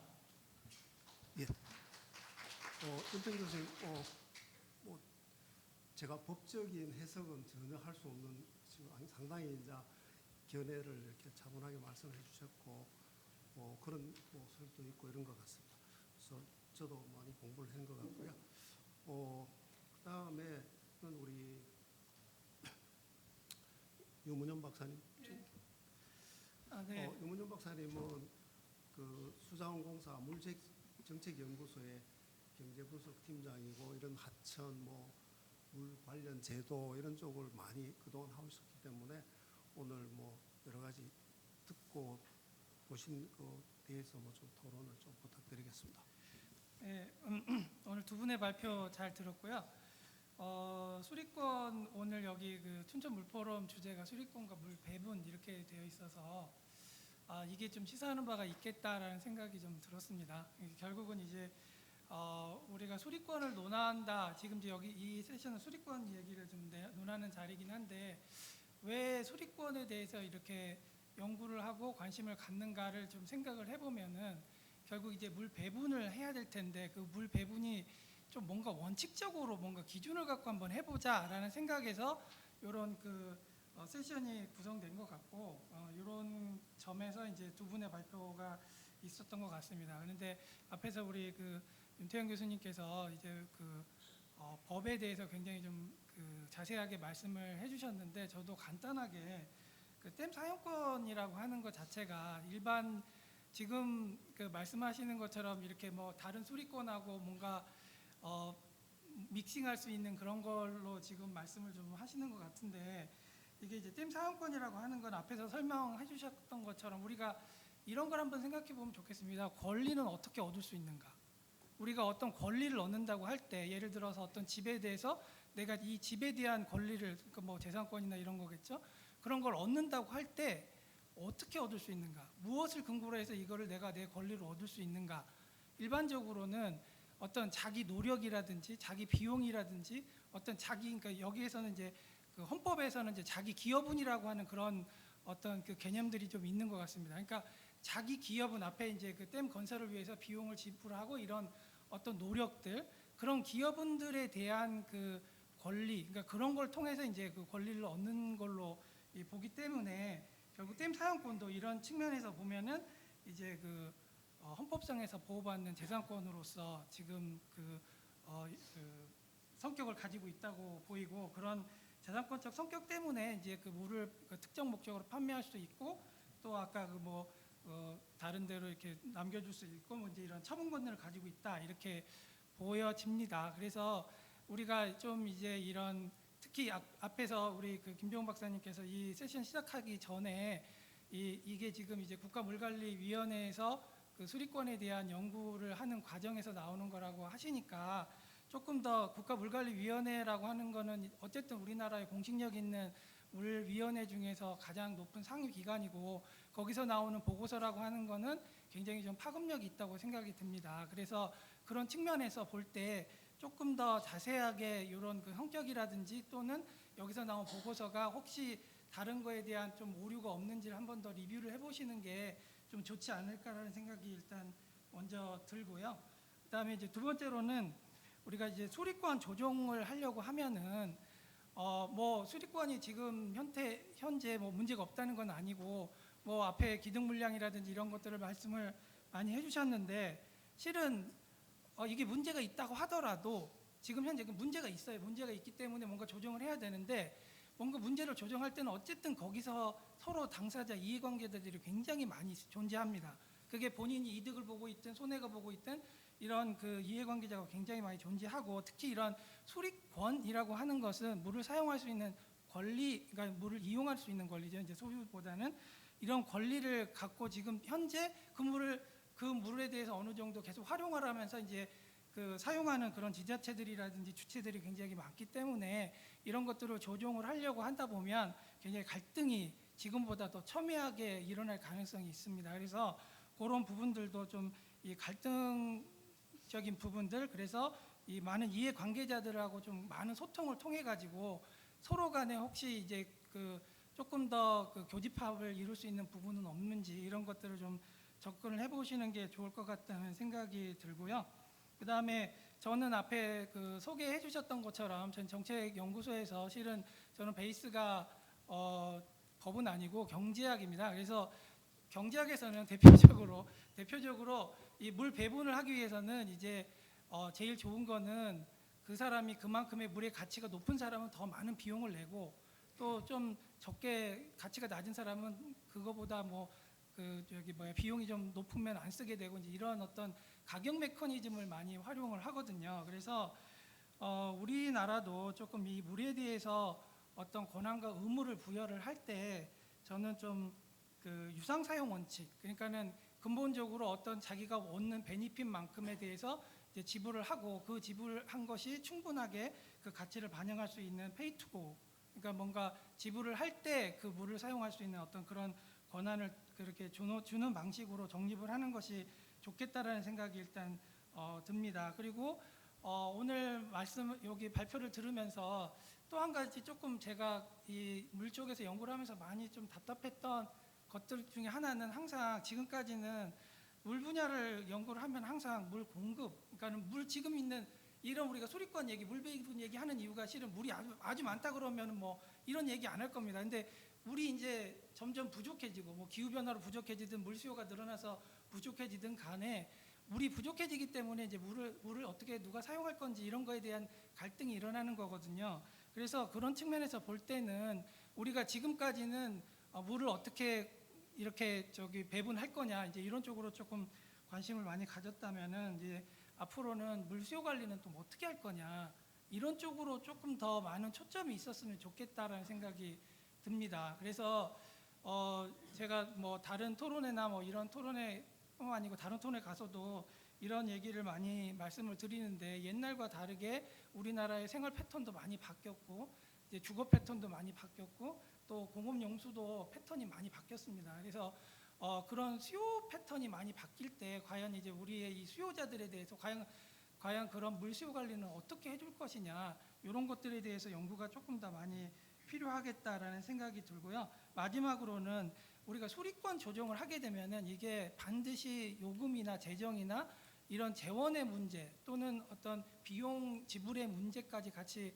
연관되게 됩니다. 마지막에 이제 살짝 지나가시면서 그 발표 자료에는 이제 제가 받은 발표 자료에는 이제 취수 부담금이나 이런 것들을 언급을 좀 하고 계셨는데 취수 부담금 같은 경우에도 마찬가지로 이렇게 저희가 특히 이제 수도는 특별회계가 있습니다. 특별회계가 있는 지자체가 있어서 수도에서 나오는 요금은 그 수도 분야에 이제 그 다시 재투자하는 어떤 특별회계 형태로 되는데 이런 수자원, 그러니까 우리가 이제 다루고 이제 수리권 이런 측면에서 볼 때는 지자체마다 이런 그 하천에 대해서 특별회계가 많이 없습니다. 많이 없고 그냥 일반 회계랑 막 믹싱돼 가지고 막 쓰는 경우들도 굉장히 많아요. 그렇다 보니까 이게 앞에서 이제 이 수리권을 통합을 하게 된다. 그러면은 결국 이게 비용 문제로 이제 같이 가게 될 텐데 앞에 이영근 박사님 그 자료에도 잠깐 나왔지만은 하천수 사용료라고 하는 것도 지금 얼마나 걷고 있는지 이제 현실 아까 말씀 잠깐 지났고 그냥 예상적으로 다 걷는다면 이 정도 될 거다라고 얘기를 하시는데 지자체가 이제 그만큼 안 걷는 거죠. 근데 또 한편으로는 지자체가 그 돈을 걷어서 자기가 하천수 사용 그 관리하는데 또 돈을 지불을 하는 거라서 또 얼만큼 쓰고 있는지 이런 것들을 좀 밸런스 있게 같이 봐야 이런 수리권 조정까지 같이 연관돼서 문제가 좀 해결되는 방향으로 갈 수 있지 않을까라는 생각이 듭니다. 그래서 우리가 조금 더 지금 요 세션에서 이제 그 이런 토론이 되게 중요한데 이런 걸 통해 가지고 조금 국가물관리위원회에서 나온 보고서는 좀 이런 것들을 좀 고려를 해서 조금 더 많은 한강 유역뿐만 아니고 이게 이런 보고서가 나오면 다른 유역까지도 다 같이 고려되는 상황이 있기 때문에 그런 부분을 잘 고려를 하셔가지고 연구 보고서를 내주시면 감사드리겠습니다. 이상입니다. 우리 윤문현 박사님 수고하셨고 윤문현 박사님도 뭐 우리 전반적으로 말씀하시는 게 수리권의 문제점도 있고 조정할 방법도 필요하지만 이해 당사자가 워낙 많고 하니까 이해 당사자의 원만한 합의를 도출할 수 있는 그런 묘안을 정부 등 국가물관리위원회에서 좀 해줬으면 좋겠다 그런 말씀 같아요. 예, 잘 들었고요. 우리 마지막으로 우리 김태순 우리 한수원 부장님께서 토론 좀 해주시겠습니다. 부탁드리겠습니다. 저는 최동재 목사님하고 반대로 제일 먼저 하고 그냥 좀 쉬려고 그랬는데 제일 마지막이 됐나요? 두 분 발표 잘 들었고요. 뭐 어떻게 하다 보니까 저희 회사 댐 가지고 용인선단에 물 공급하는 문제가 생겨서 수리권 쪽으로 좀 이래저래 많이 볼 수밖에 없었습니다. 그게 뭐 3가지 정도 말씀드릴 건데요. 우리나라 댐을 보면 흔히 일반인이라고 말씀하시는 분들은 다목적 댐이라는 용어를 굉장히 쉽게 쓰십니다. 근데 이 다목적 댐이 댐건설관리법에 고유명사로 정의되어 있는 명칭입니다. 환경부 장관이 건설하는 댐만 다목적 댐으로 할 수 있다는 얘기예요. 이게 무슨 얘기냐면 저희 회사 댐을 다목적 댐으로 바꾸려면 소유권을 넘겨야 됩니다. 이거 좀 더 알아듣기 쉽게 말씀드리면 요새 뭐 한참 화두가 되고 있는 반도체 쪽 말씀을 드리면 정부에서 지은 반도체 공장에서는 메모리, CPU, 뭐 팹리스 등등 다목적으로 여러 가지 반도체를 생성하고 있고요. 삼성전자가 만든 반도체 공장은 메모리만 할 수 있다고 칩시다. 근데 삼성전자에서 시장 상황을 보니까 다른 CPU나 그런 거 만드는 게 훨씬 더 이익이 나요. 그래서 공장을 다목적으로 운영하려고 했더니 국가로 소유권을 넘기지 않으면 이거를 그렇게 할 수 없다는 얘기입니다. 이게 댐건설관리법이 예전에 처음에 특단법 만들어질 때는 그때는 산업부가 훨씬 더 기세가 셌기 때문에 좀 보호하는 측면으로 만들어진 것 같아요. 그래서 다른 기관들은 다목적 댐을 질 수 없게 보호하는 관점으로 만들어진 것 같은데 현재는 좀 상황이 반대로 바뀌었습니다. 그래서 이 댐건설관리법에 있는 다목적 댐이라는 용어를 저는 좀 바꿨으면 좋겠습니다. 여러분 좀 생각을 해보세요. 어떤 개념이 있는데 기능을 추가하려고 그러면 주인이 바뀌어야 된다는 게 우리나라 법에 다른데 어디 있습니까? 그게 좀 궁금했고요. 이게 다목적 댐이라는 정의를 댐건설관리법에도 바꾸는 게 그렇게 말처럼 쉽지는 않습니다. 옆에 있는 유문희 박사님 말씀하신 것처럼 투자비 관련된 것들이 쭉 들어가 있거든요. 그게 어렵다면 저희 회사 댐 같은 이런 댐들, 그러니까 분명히 댐으로서의 기능을 하고 있는데도 불구하고 현재로서는 그냥 하천 전용 공작물로 되어 있는 댐들 같은 경우에는 하천법의 62조 같은 데 보면은 겸용 공작물이라는 지금은 사문화되어 있는 조항들이 있습니다. 이게 국가에서 좀 투자를 하거나 어떤 특정한 절차를 거치면 예를 들면 국가에서 치수 사업 같은 걸 할 수 있고요. 이쪽에다가 다목적으로 할 수 있는 어떤 기능도 넣을 수 있는 그런 규정이 있는데 기존에 한 4개 정도 조항이 있는데 지금 하나로 거의 없어졌고 사문화되어 있는 것으로 알고 있습니다. 이걸 이용하던가 그리고 하천수에서도 하천법에 있는 하천수에서도 저수된 물을 하천수로 쓸 수 있습니다. 그리고 겸용공작물과 저수된 물을 같이 묶는다면 꼭 다목적 댐 같은 거로 규정을 안 하더라도 다른 시설물들도 저희 회사 댐뿐만 아니라 농업용 저수지 같은 것들도 충분히 다목적으로 활용할 수 있는 그런 제도적 기반이 마련되어 있다고 생각합니다. 그리고 다목적 댐에 들어가 있는 댐 사용권 얘기를 많이 하셨는데요. 이게 지금 윤문현 박사님 말씀하신 것처럼 수자원공사가 돈을 투자해서 어떻게 보면은 가져온 권리입니다. 이게 기존 댐 재평가 같은 걸 많이 했다고 얘기를 들으셨을 텐데 그걸 하게 되면 당연히 댐 사용권을 변경을 해야 되겠죠. 그럼 어떻게 해야 되냐면 수자원공사의 생곡요소 판매에 해당되는 댐 사용권을 줄이면 국가에서 돈을 내줘야 됩니다. 이게 댐 사용권이 이게 그렇게 간단한 문제가 아닙니다. 그래서 어떻게 보면 신규로 건설되는 조그만 댐들부터 시작해서 다목적 댐은 일단 그 윤태영 교수님도 특허라고 하셨으니까 어떤 기한이라도 좀 뒀으면 좋겠다는 게 제 생각입니다. 댐 사용권에 기한이 없다는 게 일단 제일 큰 문제고요. 분명히 돈을 주고 사온 물건임에도 불구하고 이영건 박사님이 아까 그 헌법재판소의 판결문 보여주셨는데 이게 섬진강댐에서 댐 사용권 변경 관련해서 저희 회사랑 농어촌공사가 환경부 대상으로 소송을 했던 진행권에 관한 건데 이 헌법재판소의 판결문을 보면 기승전 공익성으로 다목적 댐에 들어가 있는 댐 사용권은 다른 모든 권리에 거의 최우선한다는 게 나와 있습니다. 제가 재판에 가서 재밌는 얘기를 하나 들은 게 있는데 재판장님이 재판장인데 이런 얘기를 하시더라고요. 저희가 소송을 여차여차해서 걸었다고 그랬더니 공기업에서 왜 국가가 하는 사업을 가지고 소송을 거냐라고 물어보시더라고요. 저희 변호사님한테. 그러니까 인식이 그렇습니다. 이게 댐 사용권이라든지 그런 거에 관해서 공익성이 굉장히 최우선되고 있는데 아까 이영근 박사님 말씀하신 거는 너무 권한이 강력하다는 거예요. 그리고 그 권한이 하천법은 분명히 공공성을 갖고 있는에도 불구하고 사건 형태가 굉장히 강하기 때문에 좀 앞뒤가 안 맞는다 말씀하셨기 때문에 저도 동의합니다. 마지막으로는 이게 지금 오늘 수리권과 물 배분에 관련된 얘기인데 사실 물 배분해서 저는 오늘 쭉 발표 자료들 다른 세션도 봤는데 사실 여러분 물 배분하면 관측 얘기가 나와야 됩니다. 제가 이거 한번 여쭤보고 싶은데 현재 우리나라 한강, 낙동강, 금영섬 쪽에 있는 물 수지가 어떻게 되는지 실시간으로 나오는 시스템 혹시 보신 적 있습니까? 일간 단위, 뭐 나가서는 뭐 한 주간 단위까지도 아마 나와 있는 걸 보신 적이 없을 겁니다.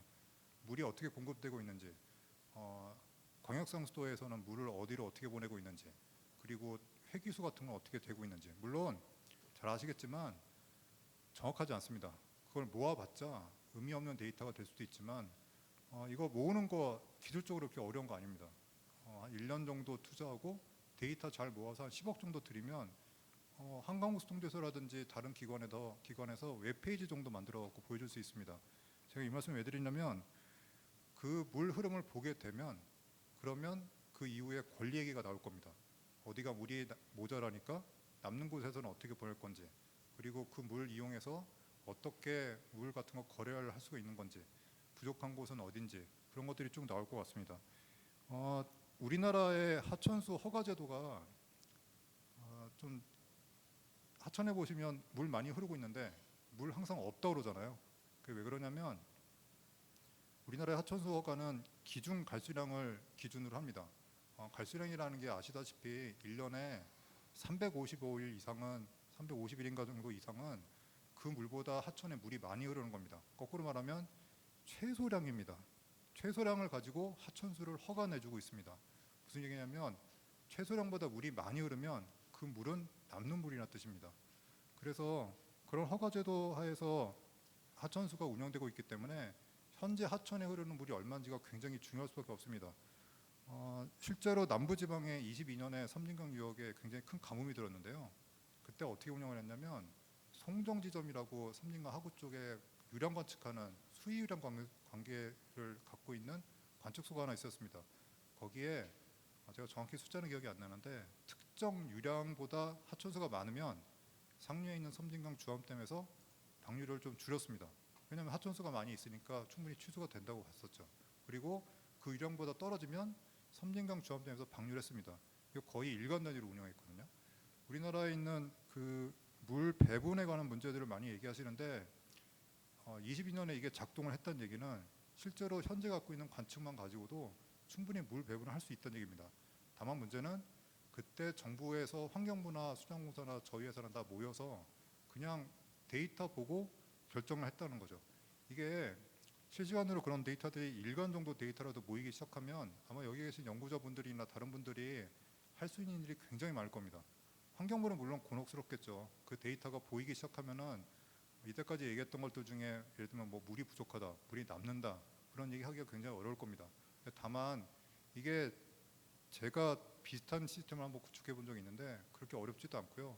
데이터를 모으기만 하면 되는 거기 때문에 지금 아까 최동진 소장님이 현실적으로 할 수 있는 방안이 뭐냐라고 얘기하셨는데 국가물관리위원회 같은 데서 기관들 모아놓고 어떤 일정한 규정 만들어서 데이터 모은 다음에 시스템 만들자 하면은 제가 보기에는 1년, 2년 만에 만들 수 있습니다.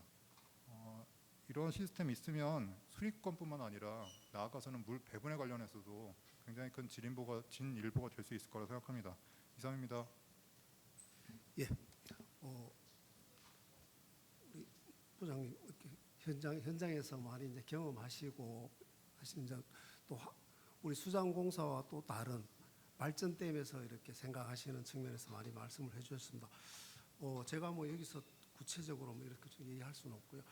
시간이 좀 아직 여유가 있으니까 발제자분들 뭐 하시기 전에 플로어에서 좀 뭐 하시고 싶은 말씀 계신 분은 손을 좀 들어주시면 제가 기회를 드리고 자- 직함과 자기 성명 얘기해 주시면서 얘기해 주시면 좋겠습니다. 편하게 좀 얘기해 주십시오. 예. 마이크. 아 여기 나와야 돼? 아 여기 보시죠. 이게 마이크가 안 되나 봐요. 아유 죄송한데 좀 나오실래요?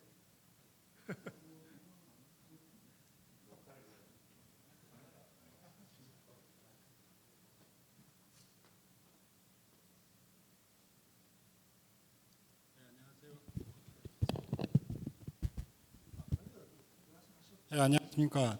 적병수력 발전소에 근무하는 최동입니다.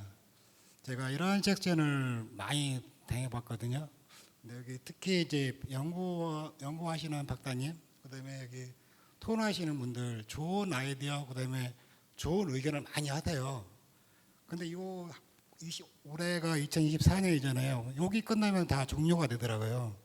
그래서 오늘 나온 주제에 대해서 또 토론자들이 말씀한 자료에 대해서 그걸 취합을 해서 이거를 좀 총괄하시는 분에서 2024년에 대한 의견들을 다 취합을 하고 그다음에 2025년에는 그거를 이어갈 수 있는 그런 좀 섹션이 돼야 되는데 그냥 2024년 수리권과 물분배 여기서 종료가 돼 버리니까 연장이 안 되는 것 같습니다. 그래서 이걸 좀 누군가가 취합을 해서 아까 내가 보니까 좋은 의견이 많더라고요. 뭐 수자공사, 뭐 환경부 쪽에서 환경부 쪽 나름대로의 의견이 있고 법적은 법적인 대로, 그다음에 발전소 댐은 발전소 댐대로의 역할이 있기 때문에 그럼 큰 틀에서 본다면 국가거든요. 뭐 국가가 이 개개의 이런 조그만 기업들의 의견을 취합을 해서 그걸 아까 뭐 우리 최고기관에서 그런 거를 연구하는 다시 TF를 만들어 준다면 이 건에 대해서는 종료가 될 수 있다는 거죠.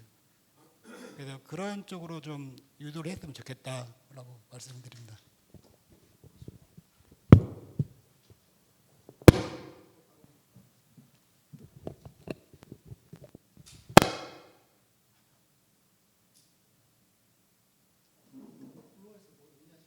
없으세요? 됐습니까? 그러면은 우리 두 분 뭐 이렇게 최동진 박사님도 질의하시고 몇 분 얘기하셨는데 뭐 간단하게 뭐 하시고 싶은 얘기 있으시죠? 순서대로 하시죠. 뭐 발표한 순서대로.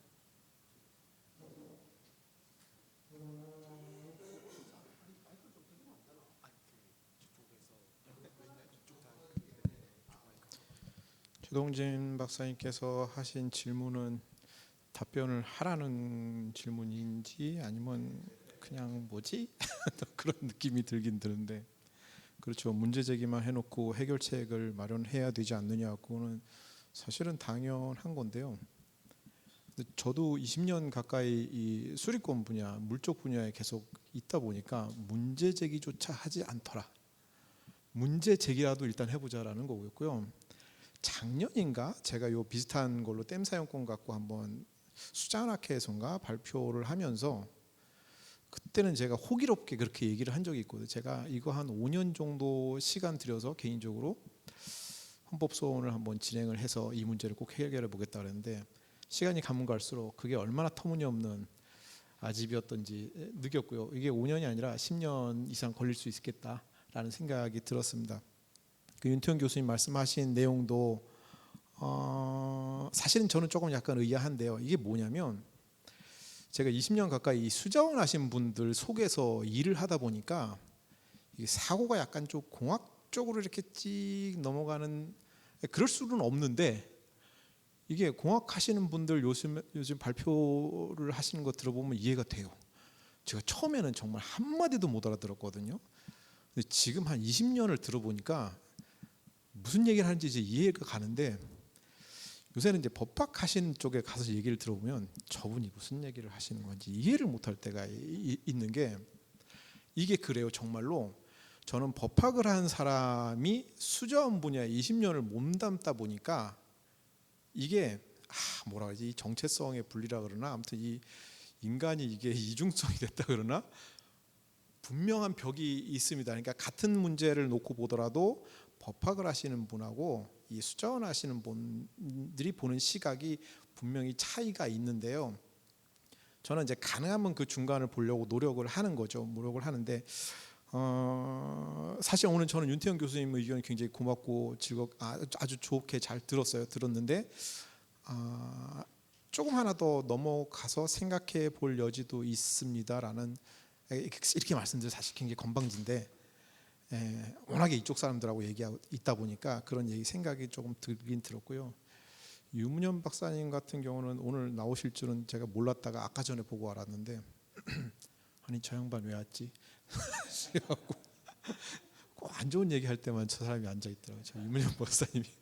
근데 성격이 워낙 좋으신 분이라서 그냥 거침없이 얘기를 했는데요. 사실은 그래요. 저는 만약에 댐 사용권이라는 것이 제도적으로 철폐가 되면 댐을 건설한 입장에서는 댐 사용권을 폐지하면 뭐 예를 들어서 국가가 징수해서 댐 용수 사용료를 국가가 징수해서 수자원공사가 댐 관리에 사용할 수 있는 거니까 사실은 그건 큰 문제가 아니라고 보거든요. 단지 이제 제가 드리고 싶은 거는 댐 사용권은 뭔가 하천법의 사생아 같은 존재.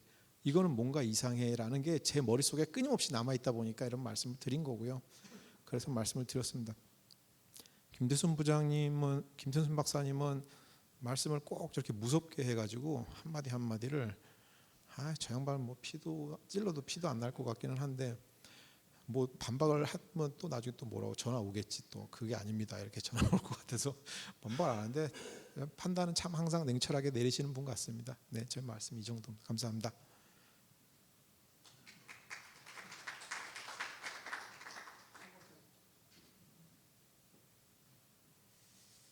저도 답변을 요구받았기 때문에 말씀을 드리자면 이제 어떤 대안을 가질 거냐에 대한 걸 과제를 사실 저는 하고 있죠.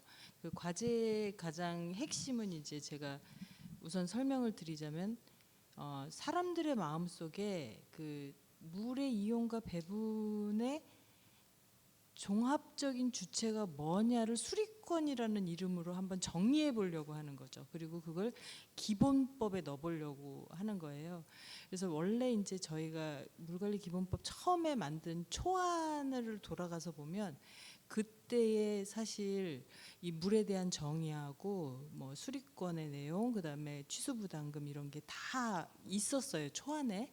근데 이제 그게 기본법을 통과시키는 과정에서 각자 이해관계가 되는 기관들, 뭐 학회들 이런 것들 조율하면서 다른 산법하고 가면서 이제 거기서 탈락, 뭐 삭제, 뭐 변형 된 부분이 있죠. 근데 그 중에 만약 되돌린다면 뭘 되돌릴 거냐 하는 주제에 있어서 사실 수리권하고 취수부담금을 되살리려고 하는 거라고 저는 생각해요. 저 스스로.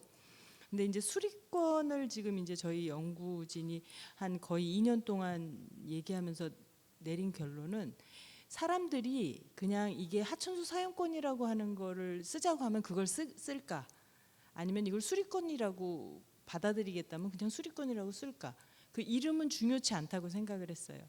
그래서 이름을 계속 얘기를 해주면서 선택하라고 해보니까 결국은 국가위에서는 허가 수리권 쪽으로 기울고 있는 거죠.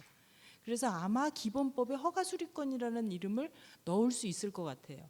근데 그게 정말로 부처 안에서도 받아들여질 거냐? 그건 다른 얘기죠. 언제나 국가위원회는 전문가들 집단이기 때문에 이런 논의에 굉장히 긍정적이고 수용적이에요. 그렇지만 부처는 아니죠. 부처가 아니란 얘기는 그 아래에 있는 산하 공공기관의 입장도 다를 수 있다는 거죠. 그게 이제 아까 지적하신 바죠. 근데 이제 저는 그런 이해관계까지는 생각하지 않으려고 합니다. 왜냐하면 그런 이해관계를 생각해서 뭔가를 고치려고 할 때 진짜 이렇게 얘기하는 게 좋겠죠. 되지가 않고 되어 먹지가 않아요. 그러니까 그런 생각을 떠나서 그냥 짐이 국가라면 이렇게 생각하는 것처럼 내가 국가라면 수리권의 개념을 명확히 하고 일단 그래서 수리권이 물을 사용할 수 있는 권리임을 명시하고 그 아래 개별법에서 수리권을 어떻게 운용하는 것이 맞다는 원칙만 기본법에 넣으려고 합니다. 근데 그 원칙이 뭐냐면 오늘 나왔던 얘기로 물수지를 하면은 우리가 정말 가용한 물량이 얼마야? 그게 지금 기준갈수란 개념으로 돼 있는데 여기 계신 김정훈 박사님도 제안을 여러 차례 하셨지만 기준갈수량을 산정하는 방법을 제한하는 거예요. 기본법에. 그래서 기준갈수량이 지금은 한 번 설정되고 나면 그냥 매뉴얼에 2009년부터 똑같은 기준갈수량으로 돼 있는데 그거를 10년마다 갱신하고 산정하는 거를 이제 기본법에 넣으려고 합니다. 그리고 그 기준갈수량을 배분할 때 기준갈수량을 배분하는 원칙 중에 극한 상황에서는 서로 간의 고통분담 차원에서 뭐 비율을 가지고 똑같이 고통을 뭐 분담한다던가 이런 아주 큰 원칙을 넣고 그다음에 이런 원칙을 가지고 기준갈수량을 운영하면서 실제 허가량 시스템 자체를 실시간에 유사하게 해보려고 해요. 홍수통제소가 여러 번 시도를 하고는 있는데 잘 안 되는 이유가 홍수통제소와 수공이 같은 편이 안 되고 있는 거죠. 근데 같은 편이 되도록 해야 되는 사람이 환경부인 거죠. 지금은 이제 같은 편 안에 들어가 있으니까 같은 카테고리 안에 들어가서 홍수통제소가 가지고 있는 그 하천수 사용권 그거를 조금 더 구체적이고 과학적이고 기술적으로 운영할 수 있도록 홍수통제소의 전문성을 좀 확 좀 끌어올렸으면 좋겠다는 그런 생각을 하는 거죠. 그러니까 수공을 장악하라는 게 아니고 수공이 하고 있는 일을 이해하고 운영해야 되는 거죠. 근데 지금은 홍수통제소 사람들이 어떤 입장이냐면 수공에서 주는 자료가 맞겠죠? 근데 실시간 자료가 오지 않습니다. 이게 무슨 말이냐고 대묻고 싶죠, 저는. 일반인 입장에서. 이게 무슨 말이지? 모든 권한이 너한테 있고 네가 사용관리 시스템도 운영하고 있고 네가 자료도 다 갖고 있어야 되는데 자료를 모르겠어? 네가? 그런 말을 하고 싶은 거죠. 그러니까 그런 얘기를 하면서 뭐 이런 얘기를 하는 거죠. 네가 만약에 그 시스템을 이게 저희가 실시간 그러면 전문가들은 또 이런 생각을 해요. 실시간이 진짜 실시간이라고 생각하는 분들이 있어요. 근데 저는 그러는 거죠. 사용자 관리 시스템 자체가 계속 오류가 나고 거기 있는 것 중에 광역상수도 부분이 명확하게 작동을 안 하는데 아까 보셨지만 생활용수가 거의 3분의 2잖아요. 3분의 2가 실시간 추적이 안 되는데 무슨 실시간을 논의를 하겠어요. 그러니까 그런 거를 홍수통제소 스스로 깨닫고 실제로는 환경부가 깨달아야 되는 거죠. 스스로 깨닫고 아 그래 한 축에서 수공이 있는 실시간 자료를 시스템으로 연동한 다음에 이게 홍수통제소에서도 완전히 시스템적으로 운영이 돼야 되겠죠.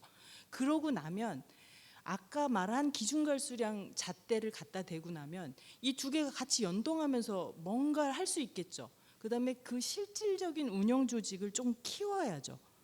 키워가지고 그 사람들이 과학적인 잣대를 가지고 지금 하고 있는 이미 댐버 운영 그 조정협의회나 하천수 조정협의회가 다 있어요. 근데 그걸 어떻게 운영하느냐? 그냥 이렇게 앉아가지고 안에 있는 팀장들끼리 이렇게 앉아서 한다는 거죠. 왜 그렇게 해야 되는 거죠? 10만 톤, 만약 80만 톤 이런 거를 의사결정할 때는 최소한 유역위에서 결정해서 국가위에서 한번 재검토하는 정도의 그런 여지는 우리가 있어도 되는 국가 아닌가? 그 정도 선진국은 되지 않았나? 이런 생각을 하는 거죠. 왜냐하면 모든 사람들의 기준들이 이 정도 고도화되고 있는데 왜 물관리 분야, 특히 하천수 사용권을 관리하는 체계는 아직도 이렇게 부족하지? 이런 생각을 했으면 좋겠다는 거죠. 그래서 그런 생각을 하는 사람들이 많아지면 우리가 가진 시스템이 좀 부족하더라도 그 부족한 체계를 메워나가면서 조정협의회에서 조금 더 과학적으로 기술적으로 얘기해 줄 수 있지 않느냐 라면서 이런 과제를 하는 겁니다. 그래서 제가 이제 고민하는 거는 사실은 제가 수량을 공부한 사람이 아니죠. 그래서 제가 이 과제를 하면서 제일 어려웠던 게 뭐냐면 수량하는 사람들이 항상 이런 태도가 있어요. 너는 수량을 안 했잖아? 이런 태도로 접근을 하는 때가 많아요.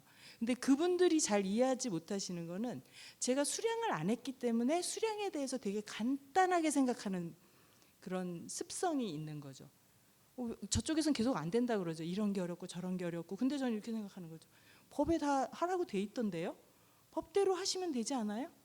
그대로 한번 해보죠. 한번 해보고 그게 안 됐을 때 거기서 문제를 해결하는 방법은 우리가 또 과학적으로 다시 또 논의해 보면 되죠. 조정해 보면 되죠.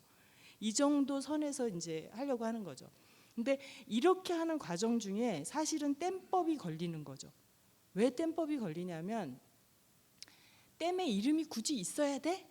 이런 생각 제가 이제 어제도 그런 얘기를 했는데 댐의 이름을 붙일 필요가 있다고 생각하는 사람은 누굴까에 대해서 제가 생각을 하는 거죠.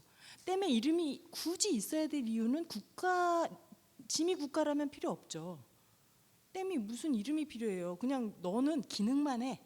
그 다음에 돈을 다 받은 다음에 다 비용이 만약 회수가 됐다면 비용 회수된 댐에 대해서는 비용 안 주고 유지관리비는 줘야죠. 유지관리를 더 잘해. 고도로 실시간으로 막 정말 해.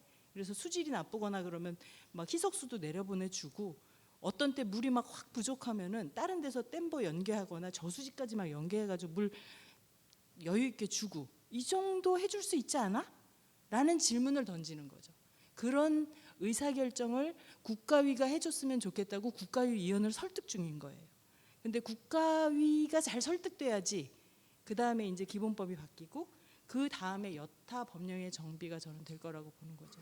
그래서 지금 하고 있는 일에서의 가장 초점은 사실은 저는 국가위 위원을 설득하는 작업을 하는 거에 초점을 두고 있습니다. 거기서 설득이 성공하여 기본법에 저희 연구진이 원하는 그 몇 줄이라도 넣고 나면 그러면 이제 댐건설법 바꾸고 하천법도 바꾸고 그거 다 바꾸고 나면 이제 취수부담금 이런 거를 어떻게라도 불씨를 살려가지고 이렇게 뭔가 변화를 시작할 수 있는 단초를 제공하는 것이 목표입니다. 이상입니다. 예, 우리 발표자분, 토론자분들 뭐 좋은 말씀 많이 해주셨고요. 오늘 뭐 저도 간단하게 말씀하고 이제 마치겠습니다. 전체적으로 다들 이렇게 나오는 얘기가 기본적으로 제가 봤을 때 이제 과연 이게 어떤 뭐 학자들이든 연구자가 제안하는 게 이게 과연 수용성이 있느냐, 오히려 갈등만 더 부증폭시키는 이런 것도 굉장히 중요한 측면 같아요. 그래서 그런 측면 또 그 다음에 아까 뭐 법적인 거는 제가 이제 뭐 법 전문가가 아니니까 법적인 견해가 좀 여러 가지로 좀 있는 것 같고요. 그래서 저는 뭐 우리 부장님도 말씀, 저는 제일 중요하다고 생각하는 게 우리가 기본 데이터, 우리가 기본 데이터를 일단은 정확하게 좀 갖고 있으면 더 좋겠다. 그게 기반이 안 되면은 조금 어중간하다.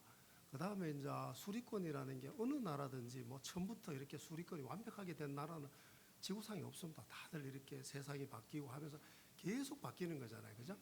그럼 과연 우리나라는 어느 나라 수준일까? 우리나라 물. 그러면 미국의 서부 지역에 있는 뭐 아리조나, 캘리포니아, 텍사스처럼 사막 기후냐? 그렇게 심각한 호주같이 심각한 것 같지는 않고. 그럼 뭐 제일 우리가 유사한 게 일본이겠죠, 그죠? 일본이 우리하고 유사하고. 그 다음에 이제 미국으로 치면은 동부 지역이 굉장히 우리나라하고 유사한 강우 패턴 같아요. 그 상대적으로 뭐 기후 변화도 있지만은 물이 아주 부족하지 않고 기후 변화 때문에 부족할 때도 있고 괜찮을 때도 있고.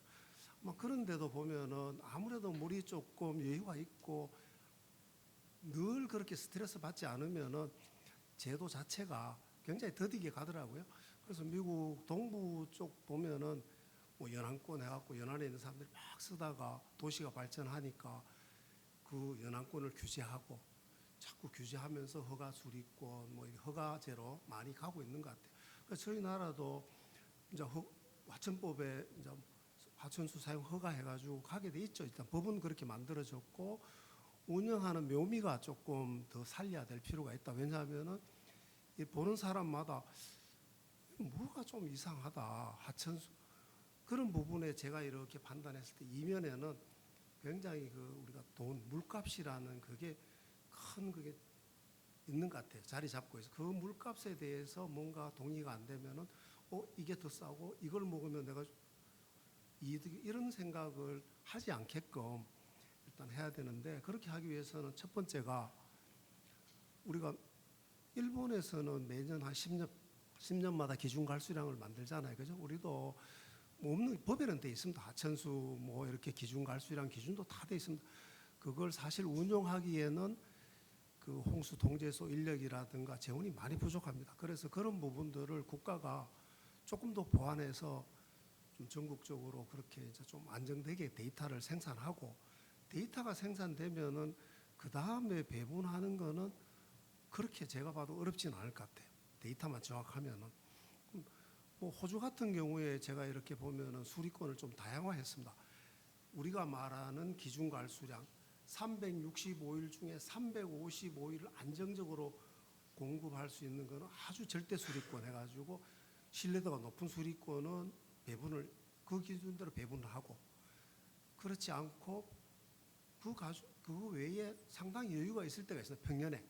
그런 경우에는 그걸 또 이용할 수 있는 신뢰도가 떨어지는 수리권도 배분하고 뭐 여러 가지 제도가 있으니 우리도 일단은 데이터만 정확하게 해놓으면은 하천수의 뭐 기준 갈수량이 어느 정도는 배분 가능하겠다는 게 어느 정도 컨센서스가 이래야 되잖아요, 그죠? 그런 부분에 대해서 정부가 조금 노력해 주시고, 그 다음에 이제 댐 용수 같은 경우에는 수자원공사 댐에서 내려오는 물은 방류량 자료가 늘 있으니까 실시간으로 방류량 자료가 있으니까 그 자료를 일단 보고, 그 다음에 이제 발전댐 같은 경우에는 저수를 발전용으로 하고 흘리면 일단 하천수로 들어가는 거예요, 기본적으로.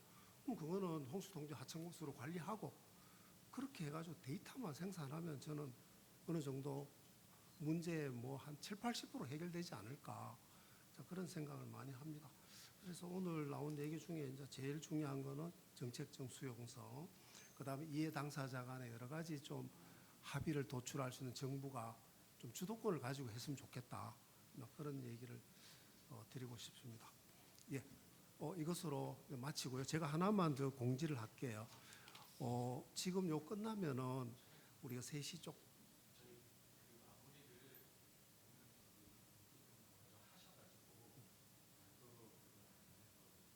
그래 이거 안 해도 되는 거예요?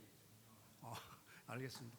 오늘 뭐 세션 종료하고 뭐 회식 한다는데 회식이 일찍 끝나서 끝나버렸대요. 그래서 저희도 마무리 뭐 안내가 필요 없고 그냥 저희들도 여기서 끝나면 끝나는 것 같네요.